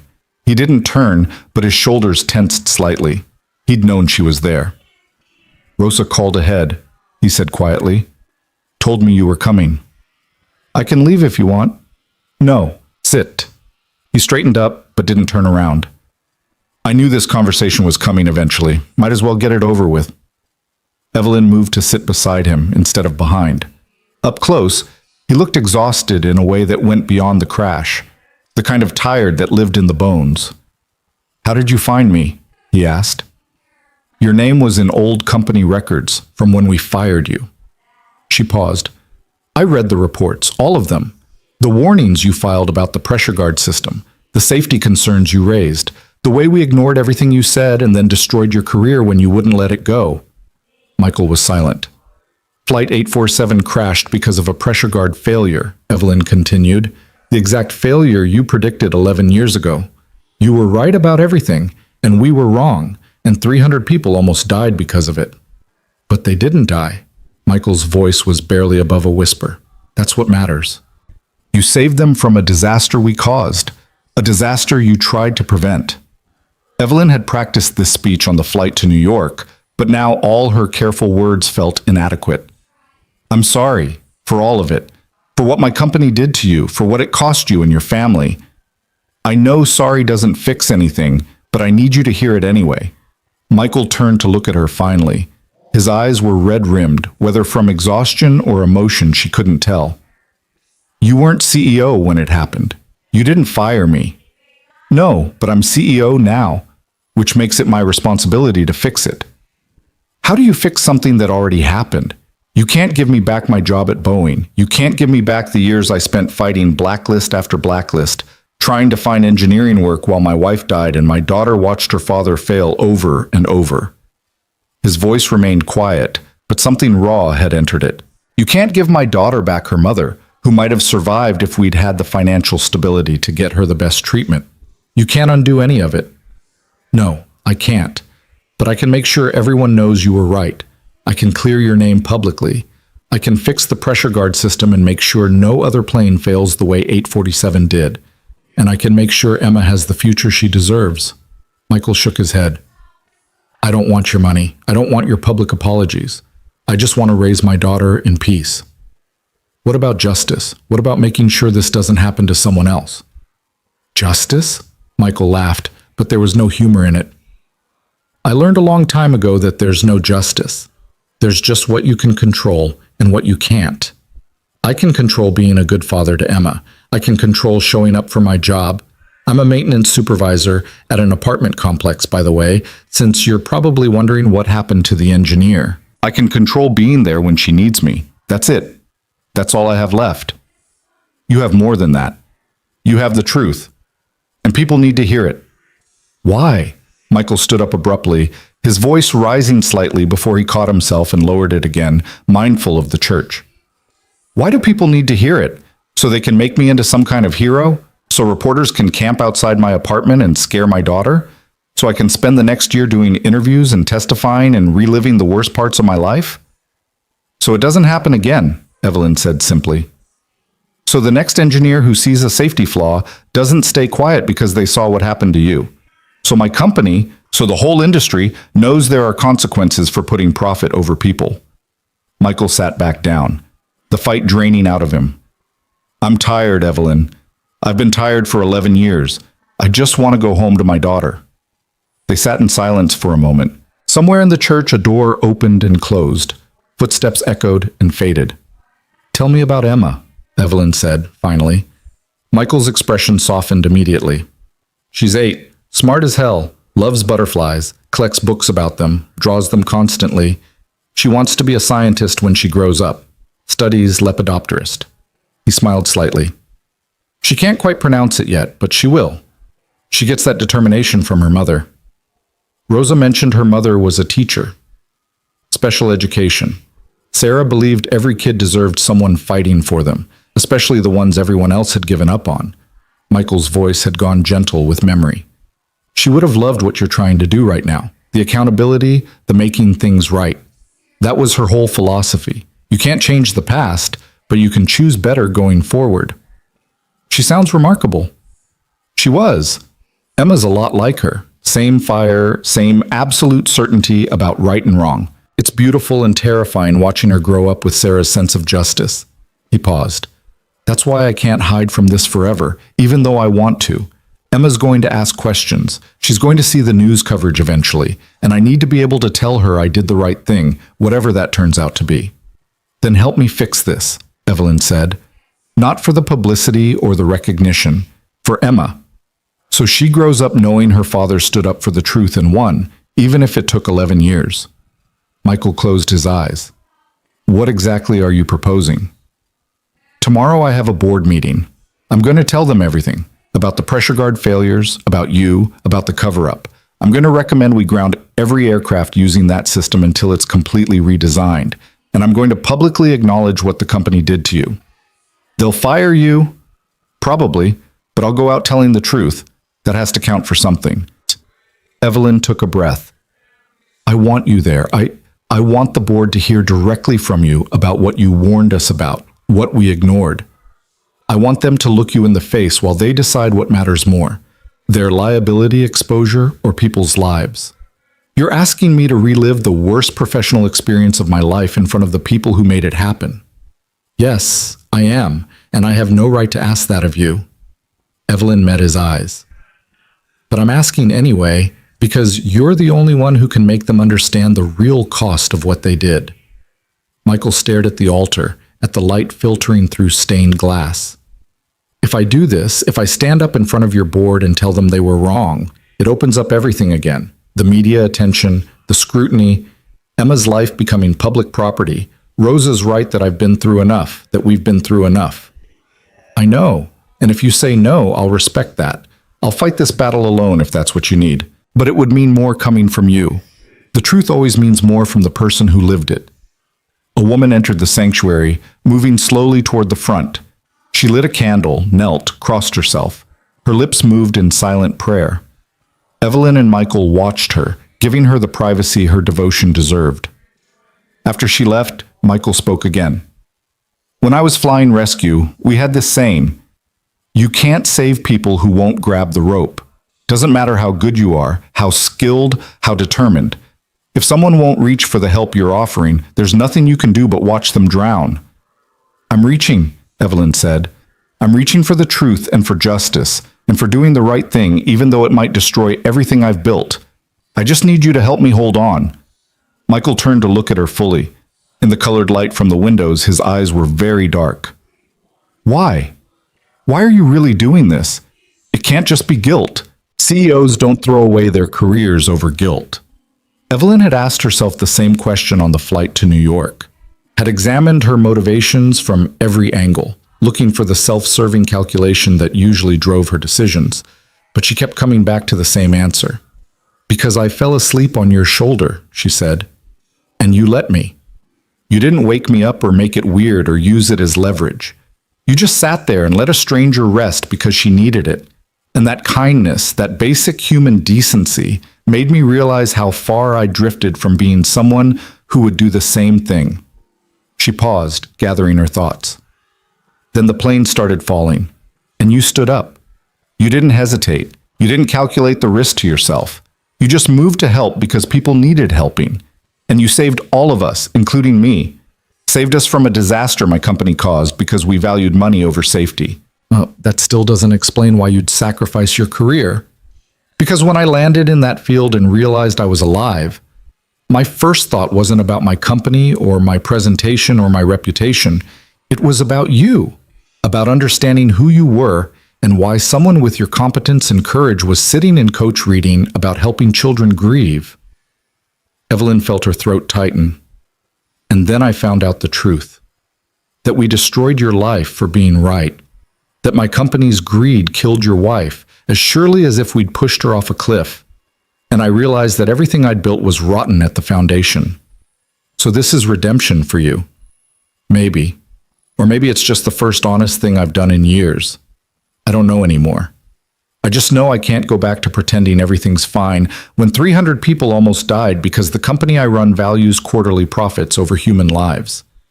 Michael was quiet for a long time. Finally, he stood up. "I need to go see my daughter. She's been asking for me, and I've been putting it off because I didn't want her to see how shaken I still am. But she needs her dad more than I need to process my trauma. Of course, I'm sorry for taking up your time. I'll think about tomorrow, about the board meeting. I'll give you my answer tonight." He started to walk away, then turned back. "The apartment where I work as maintenance supervisor, it's the Riverside Complex on West 47th. If you want my answer, meet me there at 7. I'll be doing rounds." He left before Evelyn could respond. She sat alone in the pew, watching light and shadow play across the walls, and wondered if she'd just convinced him or pushed him away. The rest of the afternoon blurred together. Evelyn found a hotel, tried to sleep, couldn't. She reviewed her presentation for the board meeting, but the words felt hollow now. All her careful projections and market analyses meant nothing when the fundamental premise was flawed. She opened her laptop and started writing something new. Not a presentation, a confession. Every detail of what she'd learned about the pressure guard system, every warning Michael had filed, every decision the company had made to protect itself rather than fix the flaw. She wrote until her eyes burned and her fingers cramped, documenting everything so there would be a record even if the board refused to act. At 6:30, she caught a cab to the Riverside Complex. The building was nicer than Michael's apartment, newer construction, better maintained, the kind of place young professionals rented before they could afford to buy. Evelyn found Michael in the basement, checking the boiler system. He wore work clothes now, canvas pants and a gray shirt with maintenance embroidered on the pocket. His hands were already dirty from whatever he'd been fixing. "Evelyn." He didn't look surprised to see her. "You're early." "I couldn't wait. She watched him test a valve, make a note on his clipboard. This is what you do now? Building maintenance? It's honest work, pays the bills, lets me be home for Emma when she needs me. He moved to the next system, checking gauges. And before you feel sorry for me, don't. I'm good at this job. People depend on me. Their heat works, their water's hot, their building is safe. That matters. I wasn't going to feel sorry for you. I was going to say it's a waste of your skills. My skills put me in a position where I had to choose between my career and my integrity, where I had to watch my wife die knowing we couldn't afford the best treatment, where I had to tell my daughter we were losing our house. Michael's voice remained even, factual. These skills, making sure a boiler works, fixing a leaky pipe, keeping people comfortable in their homes, nobody asked me to compromise my ethics for these. That's not a waste, that's a blessing. Evelyn had no response to that. She followed him through his rounds, watching him work with the same precise attention he'd shown landing the plane. He moved through the building like he knew every pipe, every wire, every system by heart. Residents who passed him in the halls called him by name, asked about Emma, thanked him for fixing their garbage disposal or their stuck window. He belonged here in a way Evelyn had never belonged anywhere, not in boardrooms or corner offices or first-class cabins. She'd spent 20 years accumulating power and prestige without ever finding community. When his rounds were finished, Michael led her to a small office near the boiler room. It was cramped and cluttered, desk covered in work orders, walls plastered with system diagrams and maintenance schedules. A child's drawing was tacked to the bulletin board, a butterfly, rendered in careful detail with colored pencils. Emma's signature in the corner, along with "for Daddy." Michael sat behind the desk and gestured for Evelyn to take the folding chair across from him. I talked to Emma this afternoon. Told her about the crash, about helping land the plane. She wanted to know if I was scared. What did you tell her? The truth. That I was terrified, but that being scared doesn't mean you stop doing what needs to be done. He picked up a pen, rolled it between his fingers. She asked if I was going to be on TV like a superhero. I told her no. That real heroes don't need cameras and attention.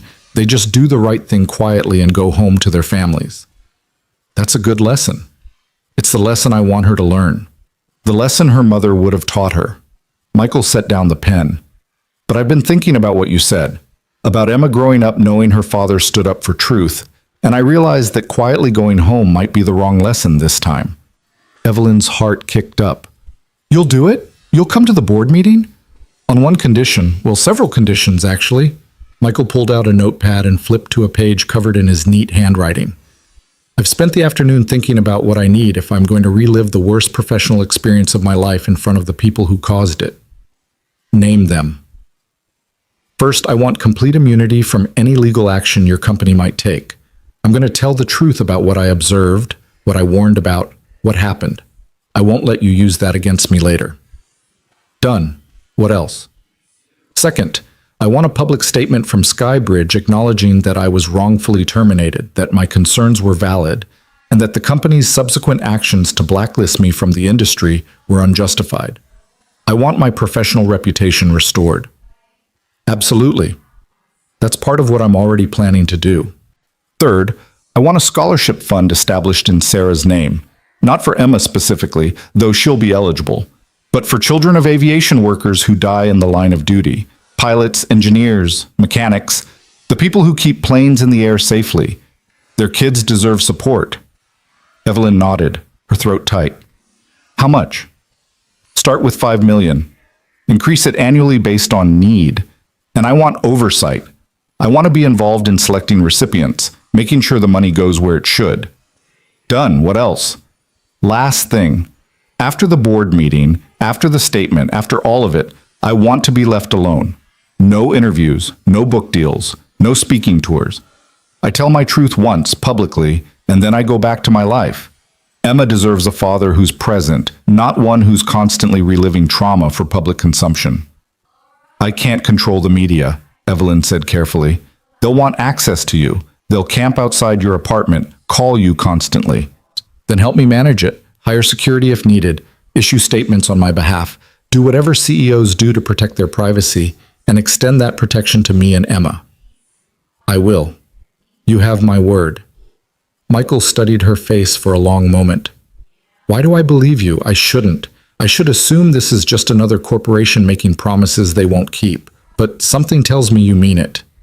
I do mean it, because you're right that I can't undo the past. But I can make sure the future is different. For Emma, for every other engineer who sees something wrong, for every passenger who trusts their lives to systems that need to be safe. Okay. Michael stood up and extended his hand. I'll be at your board meeting tomorrow. 10 a.m., right? 10 a.m. Evelyn shook his hand, feeling the calluses from his maintenance work. Thank you for trusting me, for being willing to do this. Don't thank me yet. You might regret bringing me in once the board realizes what you're really proposing. He walked her to the door. They're not going to just roll over and accept accountability.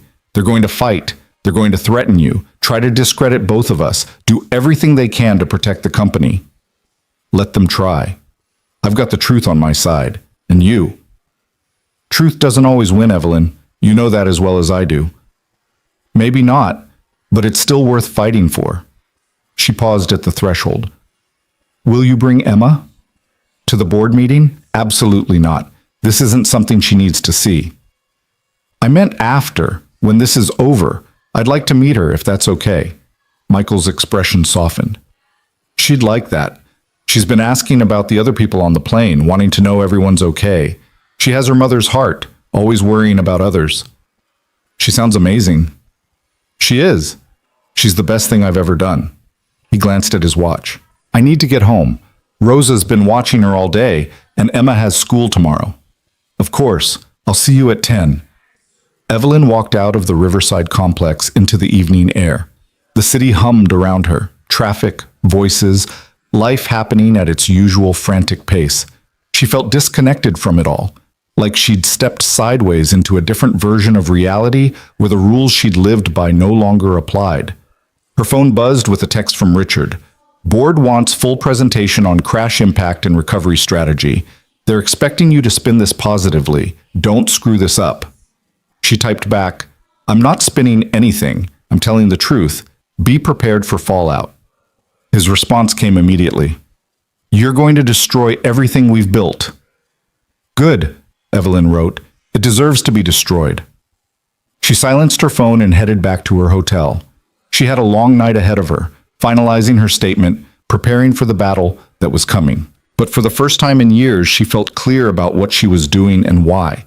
Tomorrow, she would walk into that boardroom and burn down everything she'd built. And she would do it with Michael Cross standing beside her, living proof that some things mattered more than quarterly earnings and stock prices. The truth mattered. Integrity mattered. Making sure that when planes fell from the sky, someone was there to catch them before they crashed. And if the board didn't like it, they could fire her. She'd survive. She'd figure out what came next. Maybe she'd discover what Michael had already learned, that honest work for honest pay, done for people who needed you, was worth more than all the corner offices in the world. She spent the night writing and rewriting her statement, trying to find words that captured the magnitude of what had happened without minimizing Michael's suffering or sensationalizing the crash. It was impossible. Every version felt inadequate. Finally, around 3 a.m., she gave up trying to make it perfect and settled for making it true. She wrote about the pressure guard system, about Michael's warnings, about the cover-up that had lasted 11 years. She wrote about Flight 847, about 300 people who almost died, about the man who saved them from a disaster he'd predicted. She wrote about her own complicity, about how she'd climbed to the top of a company without ever questioning whether its foundation was solid, about how she'd been so focused on quarterly results that she'd never stopped to ask what those results had cost. And she wrote about what came next. The grounding of all aircraft using pressure guard systems, the complete redesign, the public acknowledgement of wrongdoing, the scholarship fund in Sarah Cross's name, the restoration of Michael's reputation. The sun was rising when she finally finished. She showered, dressed in her best suit, armor for the battle ahead, and headed to Skybridge headquarters. The building was glass and steel, modern and imposing, designed to project power and success. Evelyn had loved it when they'd first moved in 5 years ago. Now it just looked like a monument to ego. She rode the elevator to the top floor. The boardroom was already set up, Long table, leather chairs, screens ready for her presentation. Richard was there early, pacing nervously. "Please tell me you're not going through with this," he said when he saw her. "I'm going through with it. Evelyn, the board is already concerned about the crash. If you come in here and tell them we've been covering up a safety flaw for 11 years, they will fire you on the spot. They might even try to claim you knew about it, that you're complicit. Then they'll be lying, and I'll deal with it. This is career suicide. Good thing I'm tired of this career." Evelyn set up her laptop and loaded her statement. "Is Michael here? The maintenance worker? Yes, he's in the conference room down the hall. Evelyn, it's not too late to change your mind. We can spin this differently. We can... No more spinning, Richard. No more PR. Just truth." She looked at him directly. "You can stay or you can go. But if you stay, I need you to support what I'm about to do. Can you do that?" Richard looked like he might be sick, but after a moment he nodded. "I think you're insane, but I'll support you. Someone should document this disaster for posterity." That's the spirit. The board members started arriving at 9:45. 11 of them, mostly men in expensive suits, all carrying the confidence that came from years of unchecked power. They greeted Evelyn with varying degrees of warmth, asked about her experience in the crash, expressed relief that she was okay. She smiled and played along, waiting. At 9:58, she went to get Michael. He was sitting alone in the conference room wearing a suit that looked borrowed, a bit too big in the shoulders, the tie slightly crooked. He looked uncomfortable and determined in equal measure. "Ready?" Evelyn asked. "No, but let's do it anyway." They walked into the boardroom together. The board members looked up, confusion crossing their faces at the sight of this stranger in an ill-fitting suit. The chairman, Gerald Winters, frowned. "Evelyn, we weren't expecting a guest." "Who is this?" "This is Michael Cross," Evelyn said clearly.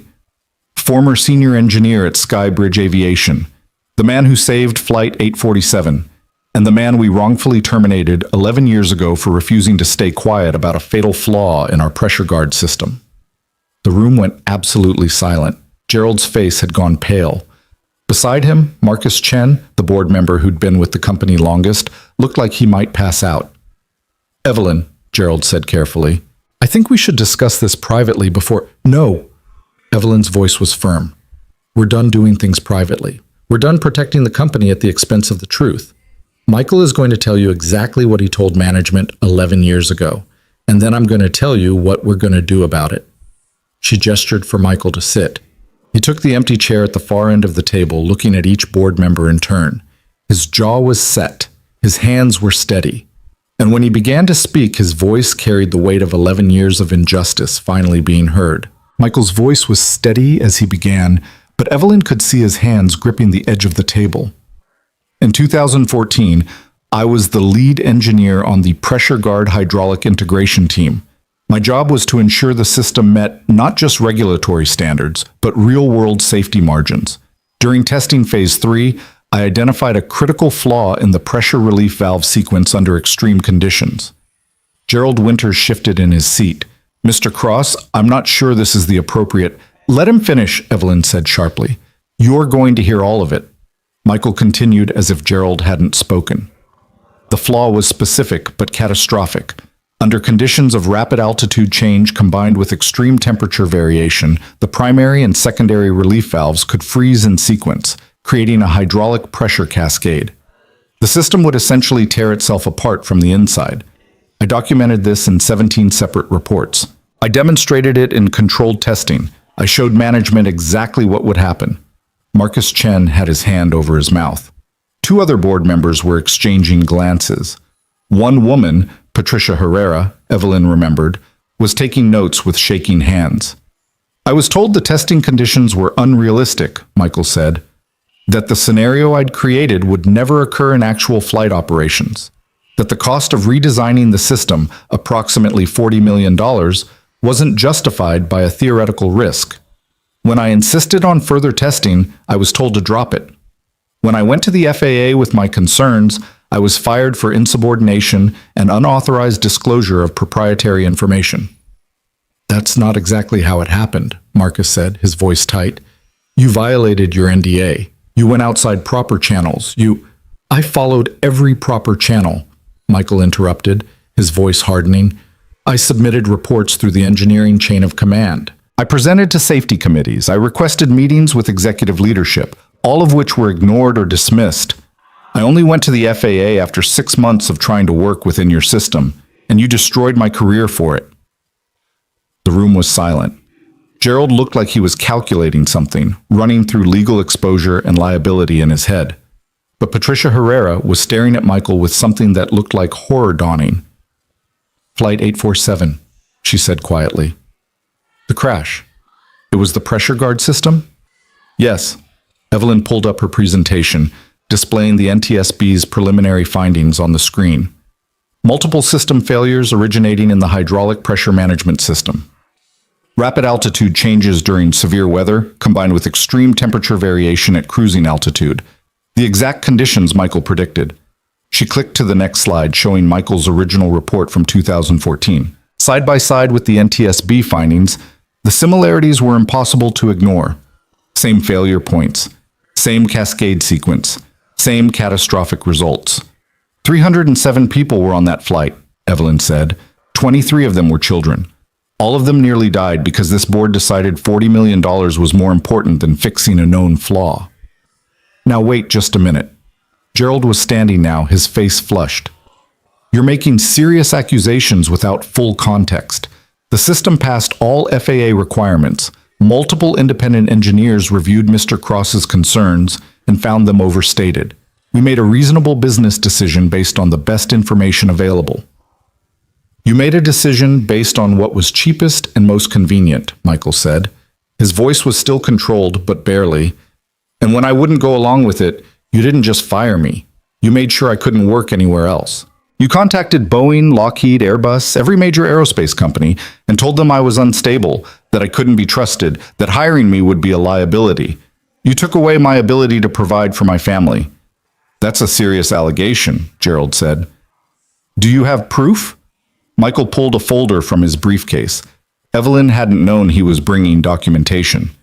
He slid it across the table to Gerald. Emails between your VP of HR and hiring managers at 7 different companies. Obtained through discovery in the wrongful termination suit I couldn't afford to finish. You settled for peanuts knowing I was broke, knowing I couldn't keep fighting. But I kept the evidence. Gerald opened the folder. His face went from flushed to pale as he read. He passed pages to Marcus, who went equally pale.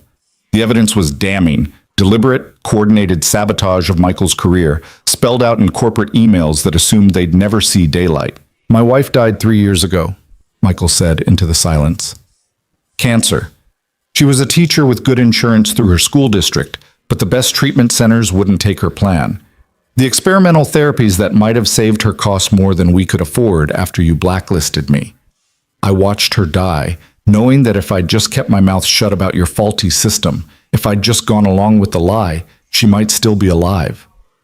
Patricia Herrera had tears on her face. Another board member, James Wu, had his head in his hands.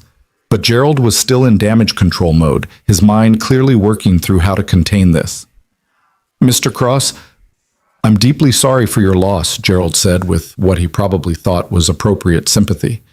But you can't blame your wife's death on business decisions made years earlier. And you certainly can't prove causation between... Stop! Evelyn's voice cut through the boardroom like a blade. Stop doing that. Stop calculating liability and spinning narrative. A man is telling you that our company destroyed his life, and all you can think about is protecting our legal exposure.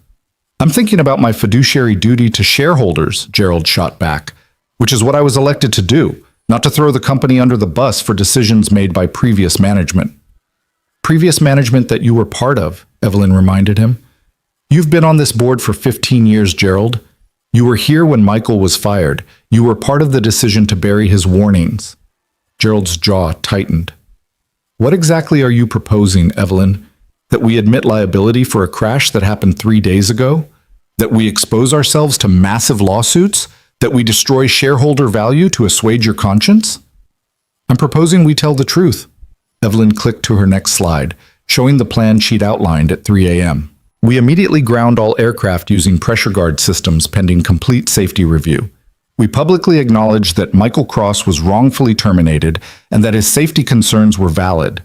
We commit to a full redesign of the system at company expense, and we establish a $5 million scholarship fund in Sarah Cross's name for children of aviation workers. The room erupted. Multiple board members talking over each other, some angry, some shocked. Gerald was shouting something about legal suicide. Marcus was demanding to know if Evelyn had lost her mind. Only Patricia and James were quiet, staring at the presentation like they were seeing the company clearly for the first time. "This will bankrupt us." Gerald finally broke through the noise. "Do you understand that? The lawsuits alone will destroy this company. Every passenger on Flight 847 will sue. Every airline using our systems will demand compensation. Our stock will crater. We'll be finished." "Good," Evelyn said calmly. "If the only way this company survives is by continuing to lie about safety flaws that kill people, then it deserves to be finished." "You can't do this," Marcus said. "You don't have the authority. The board can overrule you. We can remove you as CEO right now." "You can. But Michael and I will still go public with everything. The difference is whether Skybridge controls the narrative or whether it's controlled for us. Whether we look like a company taking responsibility or a company that got caught." Patricia spoke for the first time since learning about the crash. "How many aircraft are we talking about? How many planes are flying right now with this system?" Evelyn had known someone would ask. She'd done the research. 417 commercial aircraft worldwide, another 63 military, and about 200 in private or corporate use, roughly 680 aircraft total. "And you want to ground all of them?" Patricia's voice was faint. "The economic impact alone, airlines will sue us for every dollar they lose." "They should sue us," Evelyn said. "We sold them a faulty system and told them it was safe. We lied to regulators. We destroyed the career of the one engineer who tried to stop this. They should sue us, and they should win, and we should pay every penny we owe." Gerald was pacing now, his hands clenched. "I want to speak with Evelyn privately. The rest of you, take 15 minutes. "No," Evelyn said. "Whatever you have to say, you can say it in front of Michael and the full board. No more private conversations. No more backroom deals." Gerald turned to face her, and his expression had shifted from anger to cold calculation. "You realize what you're doing, don't you? You're not just destroying this company. You're destroying your own reputation. Every CEO job in America will disappear the moment you admit liability. You'll never work in corporate leadership again. I know. Your stock options will be worthless. Your compensation package will evaporate. Everything you've worked for, I don't care." Evelyn met his eyes steadily. "I fell out of the sky 3 nights ago, Gerald. I thought I was going to die. And when the plane finally stopped sliding through that field, when I realized I was still alive, do you know what my first thought was? Not about the company, not about my career, about whether I'd lived a life worth living, and the answer was no." She clicked to her final slide. A photo of Flight 847's wreckage, illuminated by emergency lights. 307 people walked away from this crash because Michael Cross refused to give up, because he kept fighting to save us, even after we destroyed his life. "I'm done being the kind of person who would have destroyed him. I'm done building success on lies." James Wu cleared his throat. He was older than the others, nearly 70, with kind eyes behind wire-rimmed glasses. "I think we need to consider Evelyn's proposal seriously, not because it's good for business, it clearly isn't, but because it's the right thing to do." "The right thing?" Gerald spun on him. "James, be realistic. If we admit liability, we're done. Every shareholder will sue. The SEC will investigate. We'll be criminally liable for covering up safety violations." "Then perhaps we deserve to be," James said quietly. "I've been on this board for 12 years.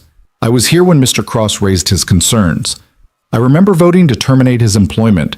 I remember thinking we were protecting the company. But we weren't protecting the company. We were protecting ourselves from accountability." Patricia nodded slowly. "James is right. I voted the same way. We all did. We chose profit over safety, and people almost died because of it. Maybe it's time we faced consequences for that." "You're both insane," Marcus said. "You're talking about destroying billions in shareholder value, about putting thousands of employees out of work, about decimating an entire sector of the aviation industry." "We're talking about telling the truth," Patricia corrected. "About making sure this doesn't happen again. About giving Mr. Cross back what we took from him." Michael had been silent through this exchange, watching the board members argue over his life like it was a line item in a budget. Now he spoke, and his voice carried a weight that silenced everyone. "I don't want to destroy your company," he said. "I don't want thousands of people to lose their jobs. I just want acknowledgement that I was right and you were wrong, that I paid an enormous price for trying to keep people safe, and I want to make sure the next engineer who sees a problem doesn't face the same choice I did." "That's exactly what will happen if we admit liability," Gerald said. "Every whistleblower will come out of the woodwork claiming we silenced them. Every safety concern ever raised will become ammunition for lawsuits. We'll spend the next decade in court defending ourselves." "Maybe we should," Evelyn said. "Maybe that's what accountability looks like. Not a press release and a settlement, but actual consequences for actual harm." Gerald stared at her for a long moment. Then he turned to the rest of the board. "I'm calling for a vote. All in favor of removing Evelyn Hart as CEO effective immediately?" 5 hands went up. Gerald, Marcus, and 3 others who'd been silent through most of the discussion. But 6 hands stayed down. Patricia, James, and 4 others who were looking at Michael with something like shame on their faces. Gerald's expression darkened. "This isn't over, Evelyn. Even if you remain CEO, I'll fight this every step. I'll leak to the press that you're unstable, that the crash affected your judgment. I'll make sure everyone knows you're sacrificing the company for personal redemption." "Do whatever you need to do," Evelyn said, "but I'm moving forward with the plan. Tomorrow morning, I'm holding a press conference. I'm going to announce the grounding of all pressure guard systems. I'm going to publicly acknowledge what we did to Michael, and I'm going to take full responsibility for the company's actions, past and present." "You'll be sued personally," Gerald warned. "Shareholders will claim you violated your fiduciary duty. You'll lose everything." "I already lost everything that mattered when I stopped being someone who would do the right thing." Evelyn closed her laptop. "This meeting is over. Those of you who want to support what needs to happen, I'll see you tomorrow at the press conference. Those of you who want to fight it, talk to your lawyers. Either way, the truth is coming out." She stood up. Michael stood with her. Together they walked out of the boardroom, leaving behind the chaos of angry voices and shocked silence. In the hallway, Michael finally let out the breath he'd been holding. "That went about as well as I expected." "You were perfect," Evelyn said. "Calm, factual, damning, everything they needed to hear." "Half of them still don't want to hear it. That Gerald guy is going to make your life hell." "Let him try. I've survived worse." Evelyn paused at the elevator. "Thank you for doing that. I know how hard it was. It needed to be done. For Sarah, for Emma, for every passenger who gets on a plane trusting it's safe."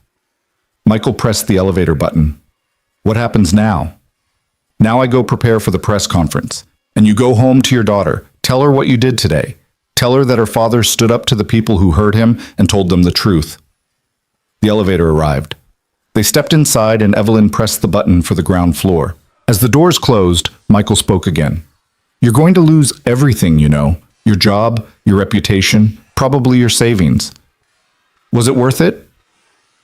Evelyn thought about that moment in the plane when everything was falling. The terror, yes, but also the clarity. The sudden understanding that nothing she'd built mattered if it was built on lies.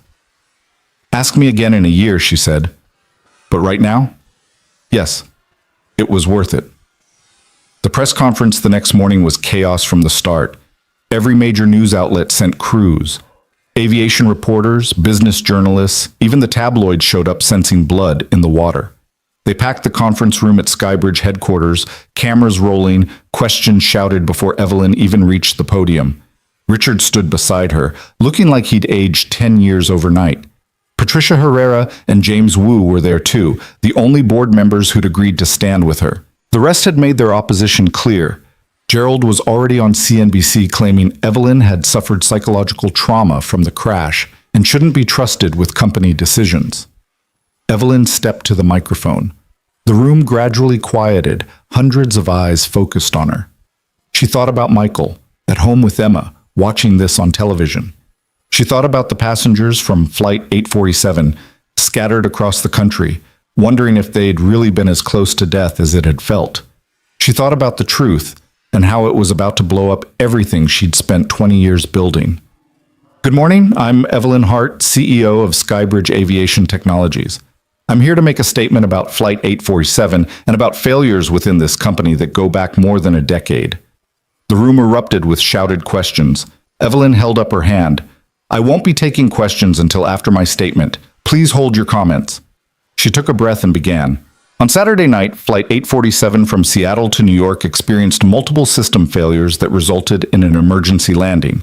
307 people were on that flight. 23 were children. All of them survived because a passenger named Michael Cross, a former pilot, helped land the aircraft safely.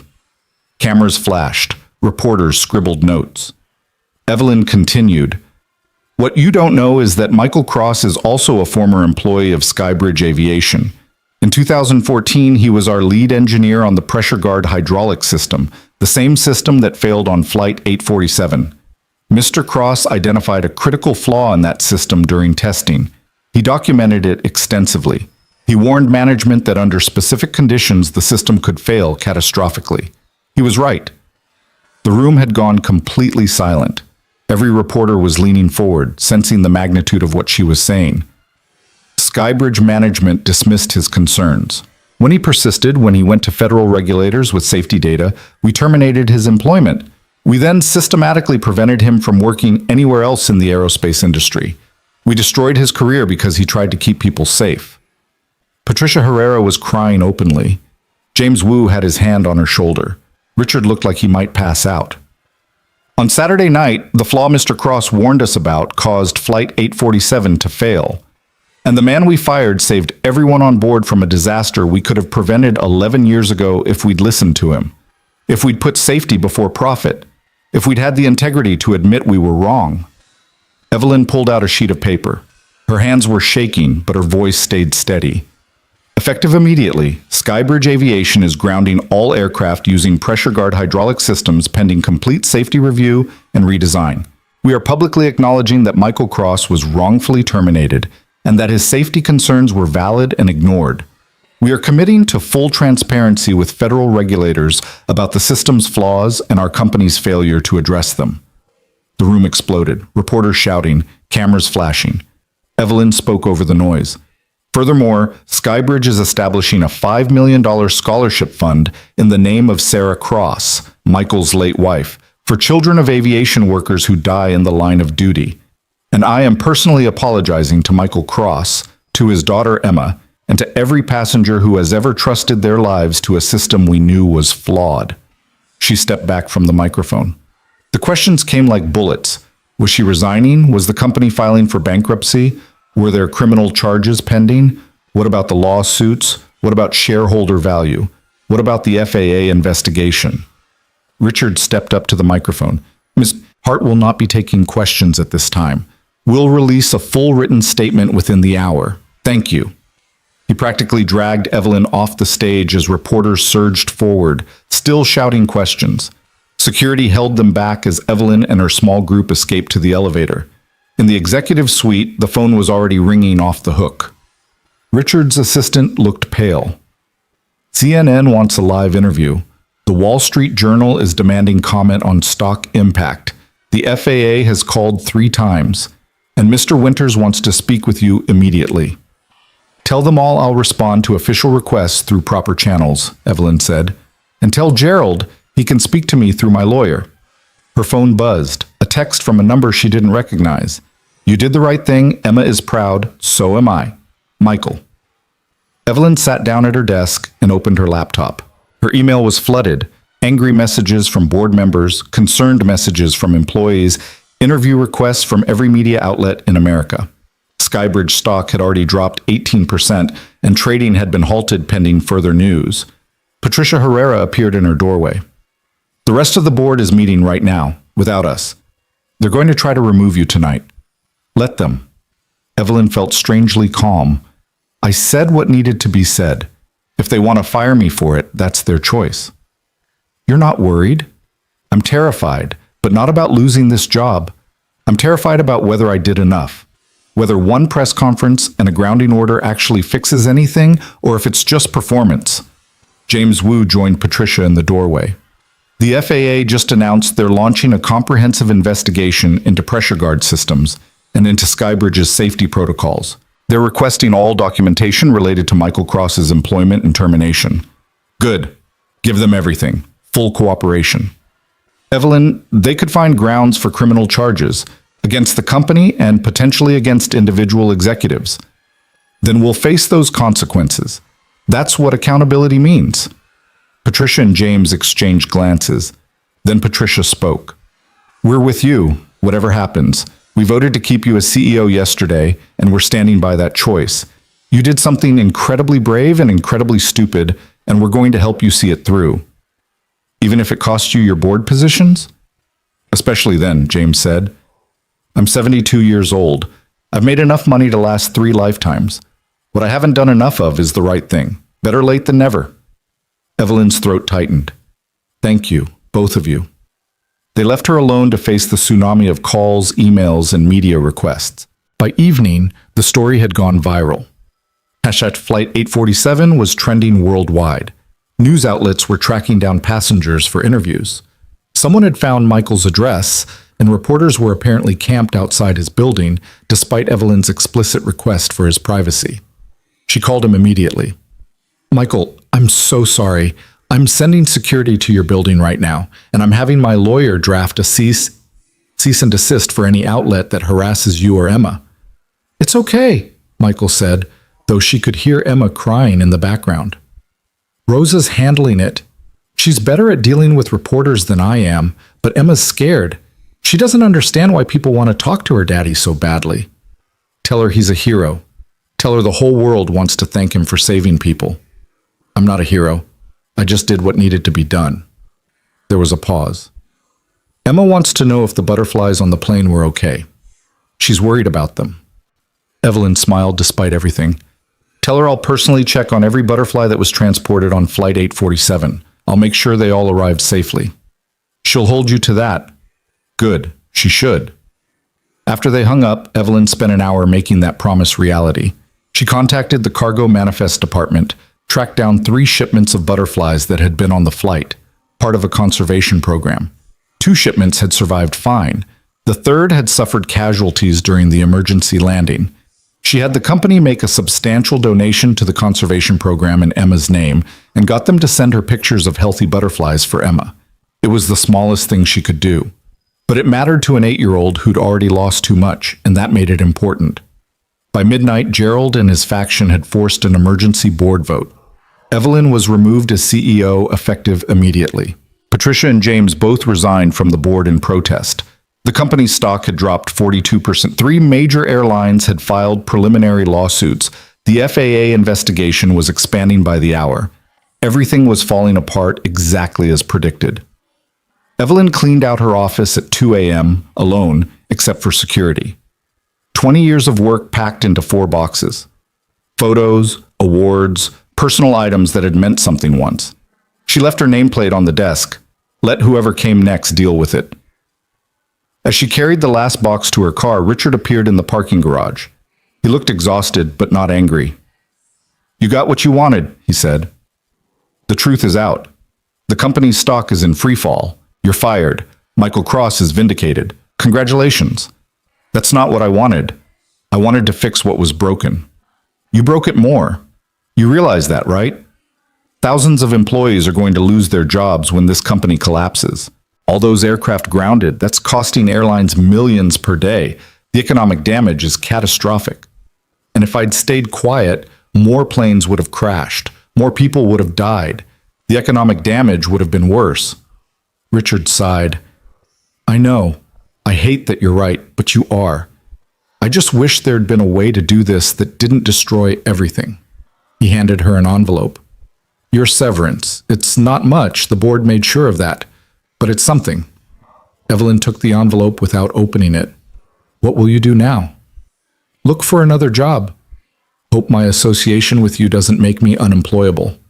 He smiled slightly. Though, honestly, I'm not sure I want another PR job. Maybe I'll try something where I'm not paid to spin the truth. Let me know if you figure out what that is. I might join you. They shook hands and Richard walked away. Evelyn loaded her boxes into her car and sat in the driver's seat for a long moment, staring at the Skybridge building. She'd climbed so high, sacrificed so much, built an empire on foundations she'd never questioned, and now it was gone. All of it. Career, reputation, the identity she'd spent 2 decades constructing. She felt lighter than she had in years. Her phone buzzed with a text from Michael. "Emma wanted me to send you this." A photo appeared. A child's drawing of an airplane, colored in careful detail. People visible through the windows, all smiling, butterflies flying alongside the plane. At the bottom, in a child's handwriting, "Thank you for making sure the butterflies were okay. Love, Emma." Evelyn stared at that drawing until her vision blurred. This was what mattered, not stock prices or quarterly earnings or corner offices. A child who still believed in kindness, a father who'd sacrificed everything for integrity. People who survived because someone refused to stay silent. She texted back, "Tell Emma the butterflies said thank you too, and tell her I promise no more planes will fall because grown-ups were too scared to tell the truth." She drove home through empty streets, the city sleeping around her. Tomorrow would bring more chaos, more lawsuits, more investigations, more reporters demanding statements. Her life as she'd known it was over. But somewhere in Queens, an 8-year-old girl was sleeping safely because her father had stood up to a room full of powerful people and told them they were wrong.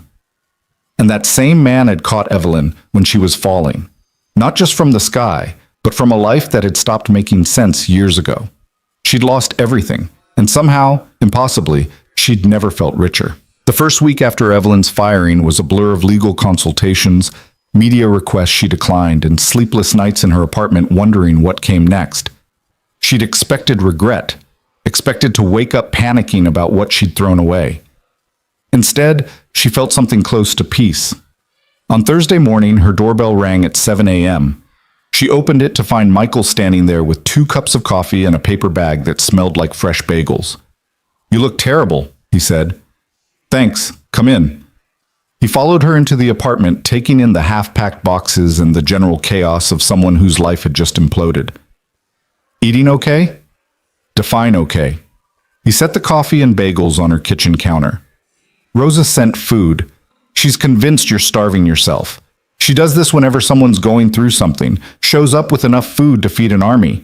Evelyn opened the bag to find not just bagels, but containers of homemade soup, rice, some kind of chicken dish that smelled incredible. Her eyes stung. "I don't even know her." "She knows you did right by me. That's enough for Rosa." Michael handed her a coffee. "Also, Emma made you something." He pulled out a folded piece of paper. Another drawing, this one showing 2 stick figures, one tall, one short, standing next to a butterfly garden. Labels and careful printing identified them as Ms. Evelyn and Emma. At the top, "When you are sad, remember butterflies." "She knows I got fired?" "She knows you did something brave that made some people angry. She wanted you to know she thinks you're cool." Michael smiled slightly. Her word, not mine. Evelyn set the drawing on her counter where she could see it. "How is she handling everything? The reporters? The attention?" "Better than I am, honestly. Rosa's been amazing. She's the one dealing with the press, telling them to leave us alone. Emma thinks the whole thing is exciting. She told her class her daddy was a hero who saved a plane, and now she's the most popular kid at school." He paused. "Which is good, I guess.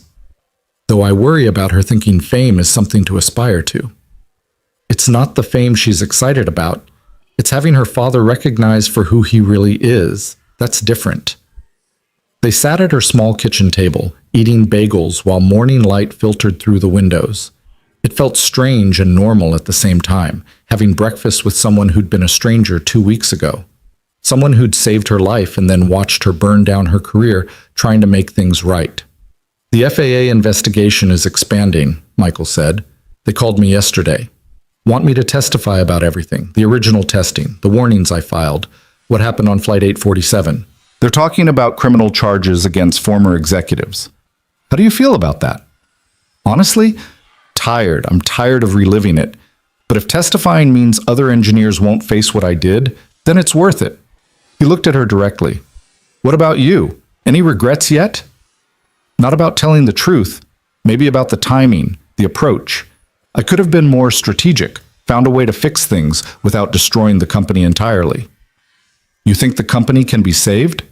I don't know, probably not in its current form. But maybe that's okay.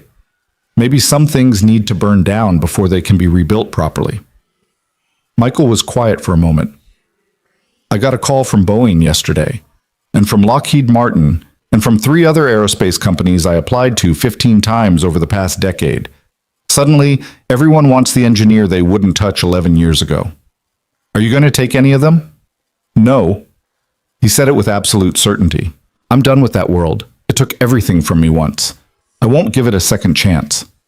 But you love engineering. I could see it when you talked about the system failures, about how things should have been designed.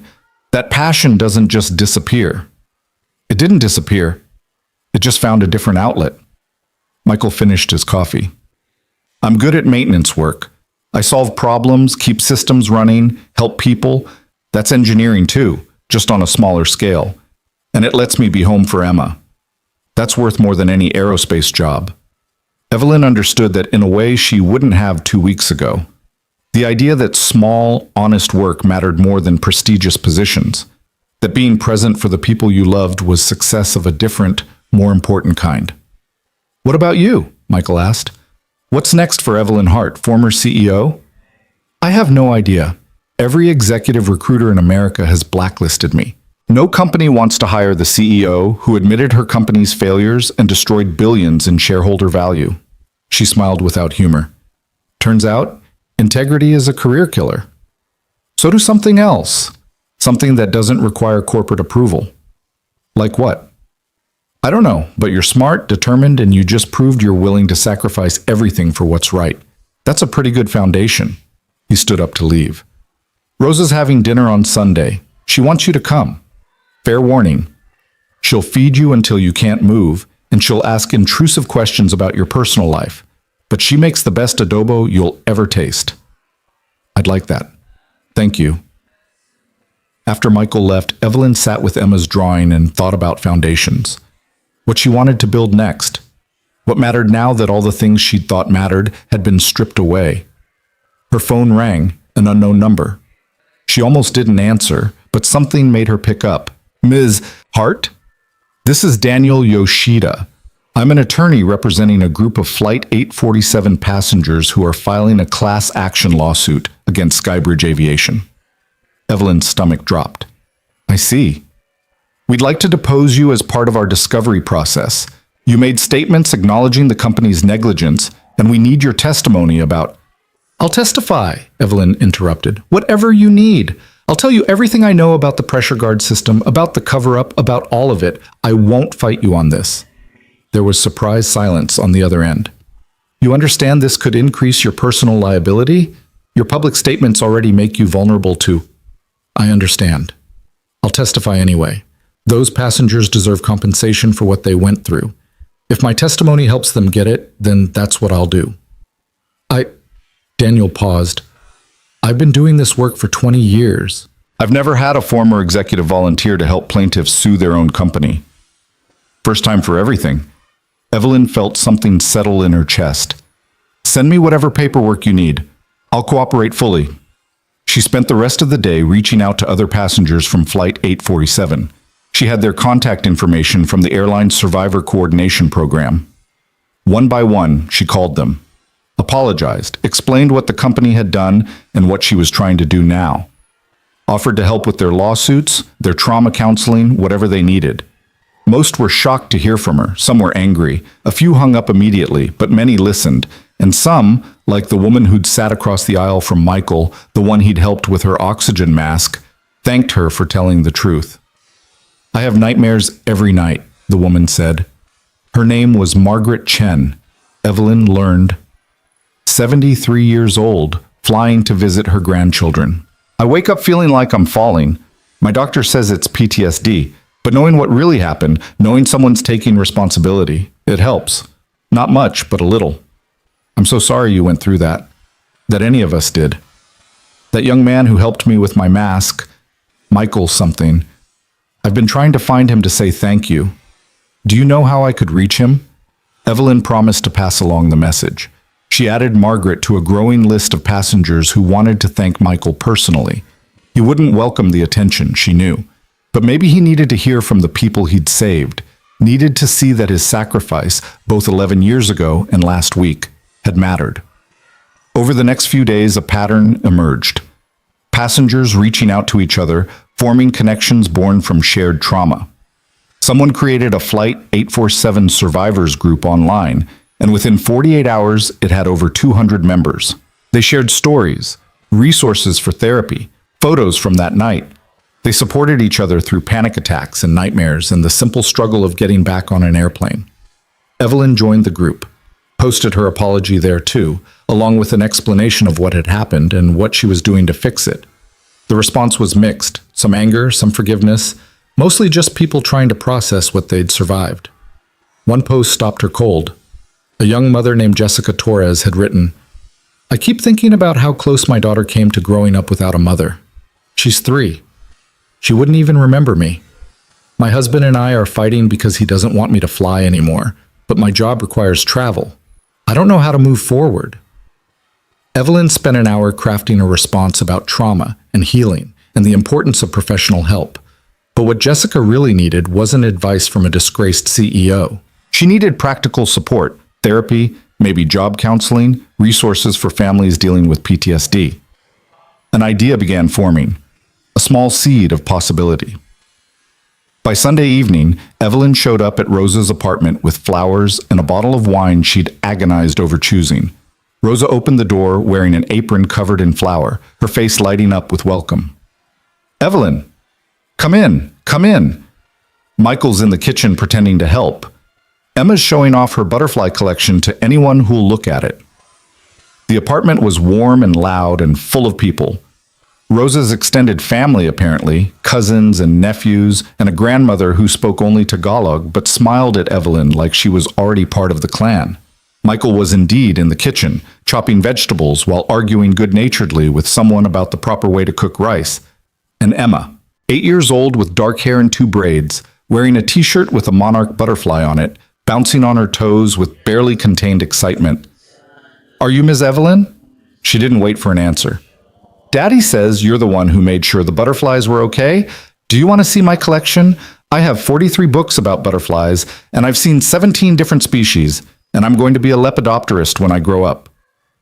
"Emma, breathe," Michael said from the kitchen, but he was smiling. "Let Ms. Hart get through the door first. It's just Evelyn, and I would love to see your collection."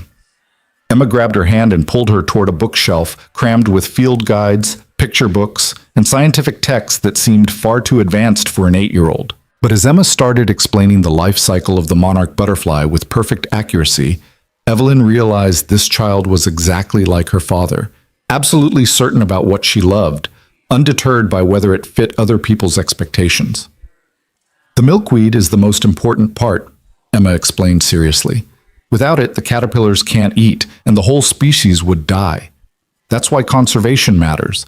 You have to protect the things that protect other things, you know?" "That's very wise," Evelyn said, and meant it. Dinner was chaos in the best possible way. Too much food, too many conversations happening at once, Rosa constantly refilling plates and refusing to let anyone leave the table until they'd eaten more than humanly possible. Evelyn sat between Michael and Emma, listening to stories about Rosa's nursing work, about Emma's school play, about the cousin who was getting married next month, normal life, family life, the kind Evelyn had sacrificed for conference calls and board meetings, and the relentless climb toward more. After dinner, after Emma had been put to bed despite her protests that she wasn't tired, after the extended family had gone home, Evelyn helped Rosa and Michael clean up. They worked in comfortable silence, washing dishes and putting away leftovers.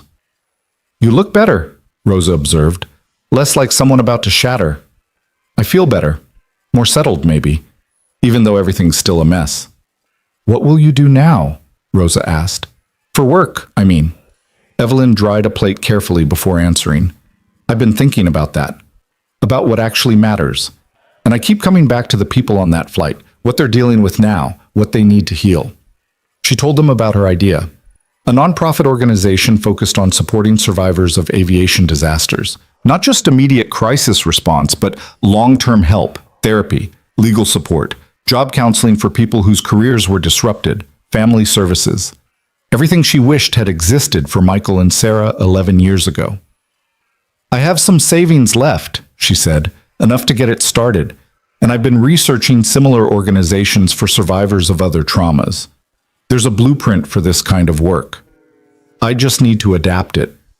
Michael was leaning against the counter, his expression thoughtful. "You want to help people deal with the aftermath of crashes?" "I want to help them rebuild their lives after trauma. Aviation disasters specifically, because that's what I know now. But the principle is the same. When something terrible happens, people need more than thoughts and prayers. They need practical support and someone who understands what they're going through." "That's good," Rosa said quietly. "That's really good. Sarah would have loved that idea, helping people nobody else thinks to help." "The problem is credibility," Evelyn admitted. "Who's going to trust a nonprofit run by the CEO who admitted her company caused a crash? I'm the worst possible face for this kind of organization." "Then don't be the face," Michael said. "Be the foundation. Do the behind-the-scenes work. Fundraising, administration, building the programs. Let other people be the public advocates." "Like who?" "Like Flight 847 survivors who want to help other survivors. Like the families of people who've been through this. Like..." He paused, considering. "Like me, maybe, if you want." Evelyn stared at him. "You do that? Work with me on this?" "Part-time. I'm not giving up my maintenance job. I meant what I said about being there for Emma. But a few hours a week consulting on safety issues, maybe talking to families dealing with aviation trauma, I could do that, if it helps." "It would help enormously." Evelyn felt tears threatening again. She seemed to cry more in the past 2 weeks than in the previous 2 years. "Thank you for trusting me with this, for believing I can do something good." "You already did something good," Rosa said firmly. "You told the truth when lying would have been easier. You sacrificed your career for integrity. That's the foundation everything else builds on." They finished cleaning in thoughtful silence. When Evelyn left an hour later, Emma's latest drawing tucked carefully in her bag, she felt something she hadn't felt since before the crash. Purpose, direction, a sense that what came next might actually matter. The following week was a whirlwind of activity. Evelyn filed paperwork to establish the nonprofit. She called it the Sarah Cross Foundation for Aviation Safety and Survivor Support, with Michael's permission. She reached out to trauma counselors, legal aid organizations, and other survivor advocacy groups. She connected with Flight 847 passengers who wanted to help, who understood viscerally what future survivors would need. The FAA investigation concluded that Skybridge had knowingly covered up safety flaws and that multiple executives should face criminal charges. Gerald Winters and Marcus Chen were arrested. 2 other board members resigned. The company filed for bankruptcy protection as lawsuits multiplied. Evelyn testified at every hearing, deposition, and trial she was asked to participate in. She held nothing back. Every detail of what she'd learned, every document she'd found, every conversation she'd had with Michael about what the company had done. The plaintiff's attorneys loved her. Defense attorneys looked at her like she was insane. Other executives started avoiding her at legal proceedings, like integrity might be contagious. Skybridge's bankruptcy proceeded messily. The company was essentially dismantled, its assets sold to pay settlements. Hundreds of employees lost their jobs. The aviation industry was in turmoil as the full extent of the pressure guard failures became public. But something else happened too. Other engineers started coming forward with safety concerns they'd been afraid to raise. Other companies started reviewing their whistleblower protections. The FAA announced sweeping changes to how safety reports were handled and investigated. Michael's vindication was complete. Every aerospace company that had blacklisted him issued public apologies. Boeing offered him not just a job, but a senior position leading safety oversight. He turned them all down and kept showing up to his maintenance job, kept being home when Emma got off the school bus, kept living the life he'd built from the ruins of the one they'd destroyed. "Don't you want it back?" Evelyn asked him one afternoon as they worked together on foundation planning. They'd rented a small office space, just 2 rooms and a shared bathroom, but it was theirs. "The career, the prestige, the recognition you deserve?" "I have what I deserve," Michael said simply. "A daughter who knows her father has integrity, a job that lets me sleep at night, Friends who value honesty over status. That's enough. Most people would want more. Most people didn't watch their wife die while being unable to afford the treatment that might have saved her. Most people didn't spend 11 years learning that the only thing that really matters is being able to look at yourself in the mirror without flinching. He looked at her directly. You're still learning that lesson, but you're getting there. He was right. Evelyn was learning to measure success differently. Not by title or salary or corner office, but by whether she'd done something that mattered, whether she'd helped someone who needed it, whether she could sleep at night knowing she'd told the truth, even when it cost her everything. The Sarah Cross Foundation launched officially 6 months after the crash. The ceremony was small, just Flight 847 survivors, Emma and Rosa, a handful of trauma counselors and legal advocates who'd agreed to partner with them. No press, no politicians, no corporate sponsors, just people who understood what it meant to survive something terrible and wanted to help others do the same. Emma cut the ribbon with oversized scissors, her face serious with the importance of the moment. She was wearing a butterfly necklace Evelyn had given her, delicate silver wings that caught the light. My mommy would be so happy about this, Emma said to the small crowd. She always said the most important thing is helping people who need help. That's what this place does, and that's what makes it special. Michael's eyes were wet. Rosa was openly crying. Evelyn felt her throat close up with emotion. They'd done it. Built something good from something terrible, created support that would help people rebuild their lives after trauma. It wouldn't bring back Sarah, wouldn't erase the 11 years Michael had suffered, wouldn't undo the crash or the fear or the damage, but it was something. It was honest work that mattered. That night, Evelyn stood in the foundation's small office and looked at the walls they had decorated with photos. Flight 847 survivors smiling at their first support group meeting. Emma's butterfly drawings scattered throughout. Michael's original safety reports, framed now as a reminder of why this work existed. A quote from Sarah Cross, something Michael had shared. Every person deserves someone fighting for them, especially when the fight seems impossible. Her phone buzzed. A text from Margaret Chen, the elderly woman from the flight. Just got on an airplane for the first time since the crash. Terrified but doing it. Your foundation's counselor helped me prepare. Thank you for everything. Another text. This one from Jessica Torres, the young mother. 3 months of therapy through your program, and I'm finally sleeping through the night. My daughter won't grow up with a mother who's afraid of the world. Thank you. And a third from someone she didn't know. I'm a mechanical engineer at an aircraft manufacturer. I found a safety flaw in a system my company is about to deploy. I was going to stay quiet, didn't want to end up like Michael Cross. But then I read about the foundation and what you both did, and I realized staying quiet makes me complicit. I'm filing a report tomorrow. Thank you for showing me what courage looks like. Evelyn read that last message 3 times, her vision blurring. This was it. This was the thing that mattered more than any corner office or CEO title. Some engineer she'd never meet was going to speak up about a safety flaw because Michael had spoken up and paid the price, and she'd amplified his truth. People wouldn't die because that engineer stayed silent. Families wouldn't be destroyed. Children wouldn't lose parents. All because a tired single father had refused to compromise his integrity 11 years ago. Because he'd stood up in a falling plane and refused to let everyone die. Because he'd walked into a boardroom full of people who'd destroyed him and told them the truth anyway. And because Evelyn had finally woken up, literally on his shoulder, and realized that the life she'd built was hollow at its core. A year after the crash, Flight 847 survivors held a memorial service at the crash site. The farmer who owned the field had agreed to let them place a monument, a simple stone marker that read, Flight 847, all souls survived. May we remember that truth matters more than comfort. Evelyn stood with Michael and Emma, surrounded by passengers she'd come to know as friends. The co-pilot was there, recovered from his injuries and flying again. Flight attendants who still had nightmares but showed up to help other trauma survivors. People who'd been strangers that terrible night, but were bonded now by shared survival. Margaret Chen approached with her grandchildren. I wanted them to meet the people who saved their grandmother's life, to understand that heroes aren't just in movies. The children stared at Michael with appropriate awe. He crouched down to their level, smiling. You know what real heroism is? It's your grandmother getting back on an airplane even though she was scared. It's choosing to keep living instead of letting fear win.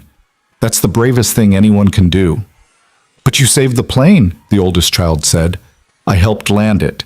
But your grandmother saved herself by being brave enough to fly again. That's harder than anything I did. Emma tugged on Evelyn's sleeve. Can I show them the butterflies? There's a whole field of them over there. Go ahead, sweetheart. Emma led the children away toward a meadow where monarchs were feeding on wildflowers. Their laughter drifted back across the field. She's amazing, Margaret said. You both raised a beautiful soul. That was all Sarah, Michael said quietly. I'm just trying not to mess up what she started. You're doing fine, Margaret assured him. Then she turned to Evelyn. And you. My son is an engineer. He was facing a choice about whether to report a problem at his company. He was scared of retaliation. I told him about what you did, how you lost everything by telling the truth but gained something more important. He filed his report. His company is fixing the problem. That's because of you. After the ceremony, after most people had left, Evelyn and Michael stood together looking at the monument.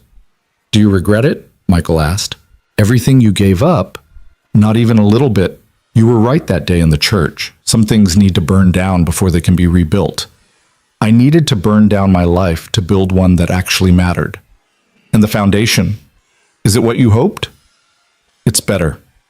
We helped 64 families last month, provided therapy, legal support, financial counseling, connected survivors with each other. That's 64 families whose lives are better because we exist. She paused. One of them sent me a letter, said our counselor helped her daughter talk about what happened on their flight. The daughter had stopped speaking after the crash, traumatic mutism. 3 months of therapy and she's talking again. Michael, we gave a child her voice back. That's good, he said simply. That's really good. Emma ran back toward them, breathless and excited. The monarchs are migrating. There must be hundreds of them. Come see. They followed her to the meadow where butterflies filled the air like living confetti, their orange and black wings catching the afternoon sun. Emma stood in the middle of them, arms outstretched, face turned up toward the sky. This is what Mommy wanted, she said, for people to protect each other. Like the butterflies protect the flowers by spreading pollen, and the flowers protect the butterflies by giving them food. Everything connected, everything helping. Michael looked at his daughter with such profound love that Evelyn had to look away. This was what she'd almost destroyed. This family, this child, this man who'd sacrificed everything for integrity and had somehow emerged stronger for it. Thank you, she said quietly. For what? For letting me sleep on your shoulder, for saving the plane, for giving me a chance to make things right, for trusting me enough to build something good together, for... Her voice broke. For showing me what actually matters. Michael was quiet for a moment, watching Emma chase butterflies. You know what I've learned? Falling doesn't kill you. It's the landing that matters, and how you get back up afterward. That's very wise. I've had a lot of time to think about it. He smiled slightly. The plane fell, but we landed. Everyone survived, and now we're helping other people land safely when their worlds fall apart. That's not a bad outcome from a catastrophe. It's a beautiful outcome. They stood together in the meadow, watching Emma and the butterflies, the sun warm on their faces. A year ago, Evelyn had been a CEO who dismissed maintenance workers and measured life in quarterly reports. A year ago, Michael had been a maintenance supervisor hiding from the world that had destroyed him. Now they were something else, something better. People who'd survived falling and learned that the landing mattered more than the fall, that truth mattered more than comfort. That integrity was worth more than any corner office. The Sarah Cross Foundation thrived. In 2 years, they helped over 300 families. Other organizations started copying their model. Airlines began partnering with them to provide immediate support for crash survivors. Engineers facing retaliation started reaching out for advice and advocacy. Michael kept his maintenance job but gradually took on more consulting work for the foundation. He testified before Congress about safety protocols. He spoke at engineering conferences about the importance of whistleblower protections. He became the face of integrity in an industry that had forgotten what the word meant. Emma grew up knowing her mother's name meant something important. That her father was someone who'd stood up when standing up cost everything. That family friend Evelyn was proof that it's never too late to choose the right thing over the easy thing. And Evelyn built a life that finally felt like it fit. Not because it was prestigious or powerful, but because every morning she woke up knowing she was doing work that mattered. Helping people who needed help, fighting for truth in a world that preferred comfortable lies. Sometimes she thought about her old life, the boardrooms and first-class cabins and corner office, the power and prestige, the identity she'd built over 20 years. She didn't miss any of it, because she'd learned something that night when the plane was falling, when Michael's calm voice cut through the terror and promised them all that he wouldn't let them crash. Real strength doesn't announce itself. It doesn't need titles or recognition or credit. Real strength is the single father reading about grief at 30,000 feet because his daughter needs him to understand loss. It's the maintenance worker who keeps showing up even after the world has broken him. It's the engineer who speaks truth to power knowing it will cost him everything. Real strength is choosing integrity over comfort, is burning down a corrupt empire rather than let one more plane fall, is building something good from the ashes of something terrible. Real strength doesn't demand attention or accolades. It just shows up when everything's falling and makes sure everyone lands safely. 5 years after the crash, on a clear autumn day much like the one when Flight 847 went down, Evelyn stood in a packed auditorium and watched Michael receive the National Medal of Technology and Innovation. The president herself presented it, praising his courage in exposing safety flaws and his tireless work to support other whistleblowers. Emma sat in the front row, 13 now, and studying environmental science, her butterfly necklace still around her neck. Rosa was beside her, crying happy tears, and Evelyn stood in the back, watching the man who'd saved her life twice receive recognition he'd never wanted but absolutely deserved. After the ceremony, reporters surrounded Michael. He handled them with the same quiet competence he brought to everything, deflecting praise and redirecting attention to the foundation's work, to other engineers who'd spoken up, to the importance of systemic change. One reporter asked the inevitable question, "Mr. Cross, do you regret anything about how your story unfolded?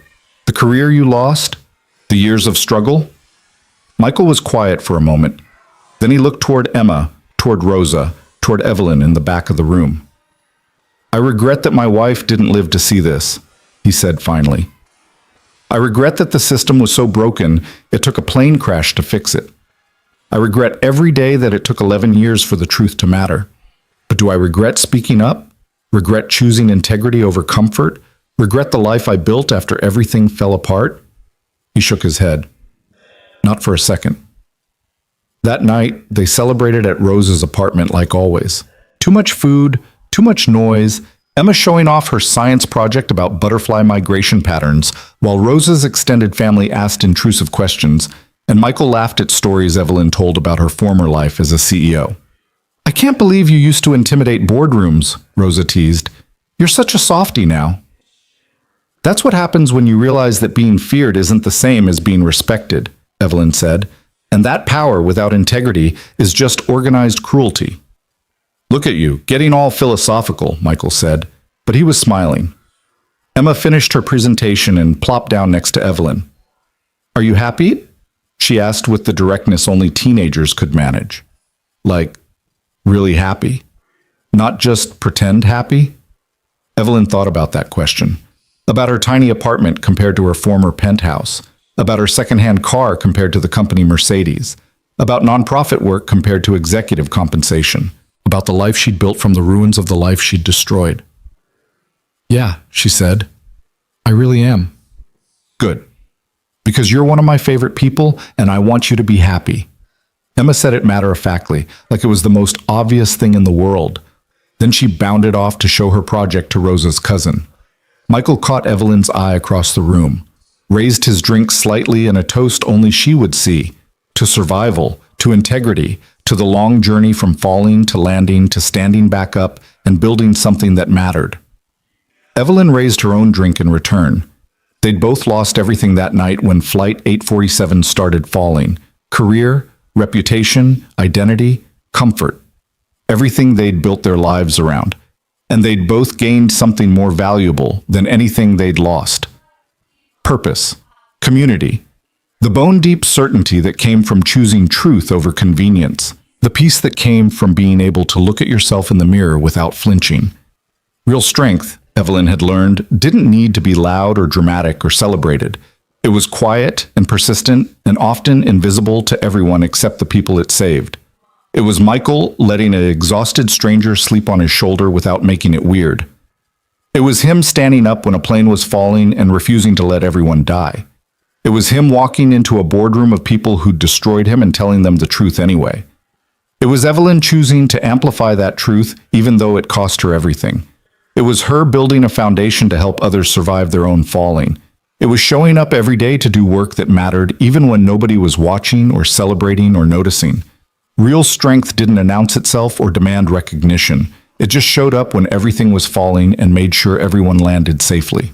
And when the landing was over, when survival was certain and the worst had passed, real strength got up quietly and started building something good from the wreckage. Something honest. Something that helped other people survive their own falling. That was the lesson Evelyn had learned at 30,000 feet while her head rested on a stranger's shoulder. That was the truth Michael had been living for 11 years before she'd been ready to understand it. And that was the foundation, literally and figuratively, they'd built together in the years since that terrible night when everything fell apart and everyone survived because someone refused to give up. The butterflies, Emma would tell you, understood this instinctively. They migrated thousands of miles, each generation taking up where the last left off, protecting each other through connected effort and shared purpose. No butterfly made the whole journey alone. They all did their part, and that collective strength carried them forward. People, Evelyn now understood, were supposed to work the same way, not competing for who could fly highest or fastest, but protecting each other, helping each other land safely when the world tilted sideways and everything started falling. That was what the Sarah Cross Foundation did, what Michael and Emma and Rosa and all the Flight 847 survivors did every day. What Evelyn had finally learned to do when she stopped measuring success by altitude and started measuring it by how many people she'd helped land safely. The plane had fallen, but everyone survived. And now, 5 years later, they were all flying again, not toward power or prestige or the empty promises of corner offices, but toward purpose and community and the quiet strength that comes from choosing integrity even when it costs everything. That was enough. That was more than enough. That was everything that mattered.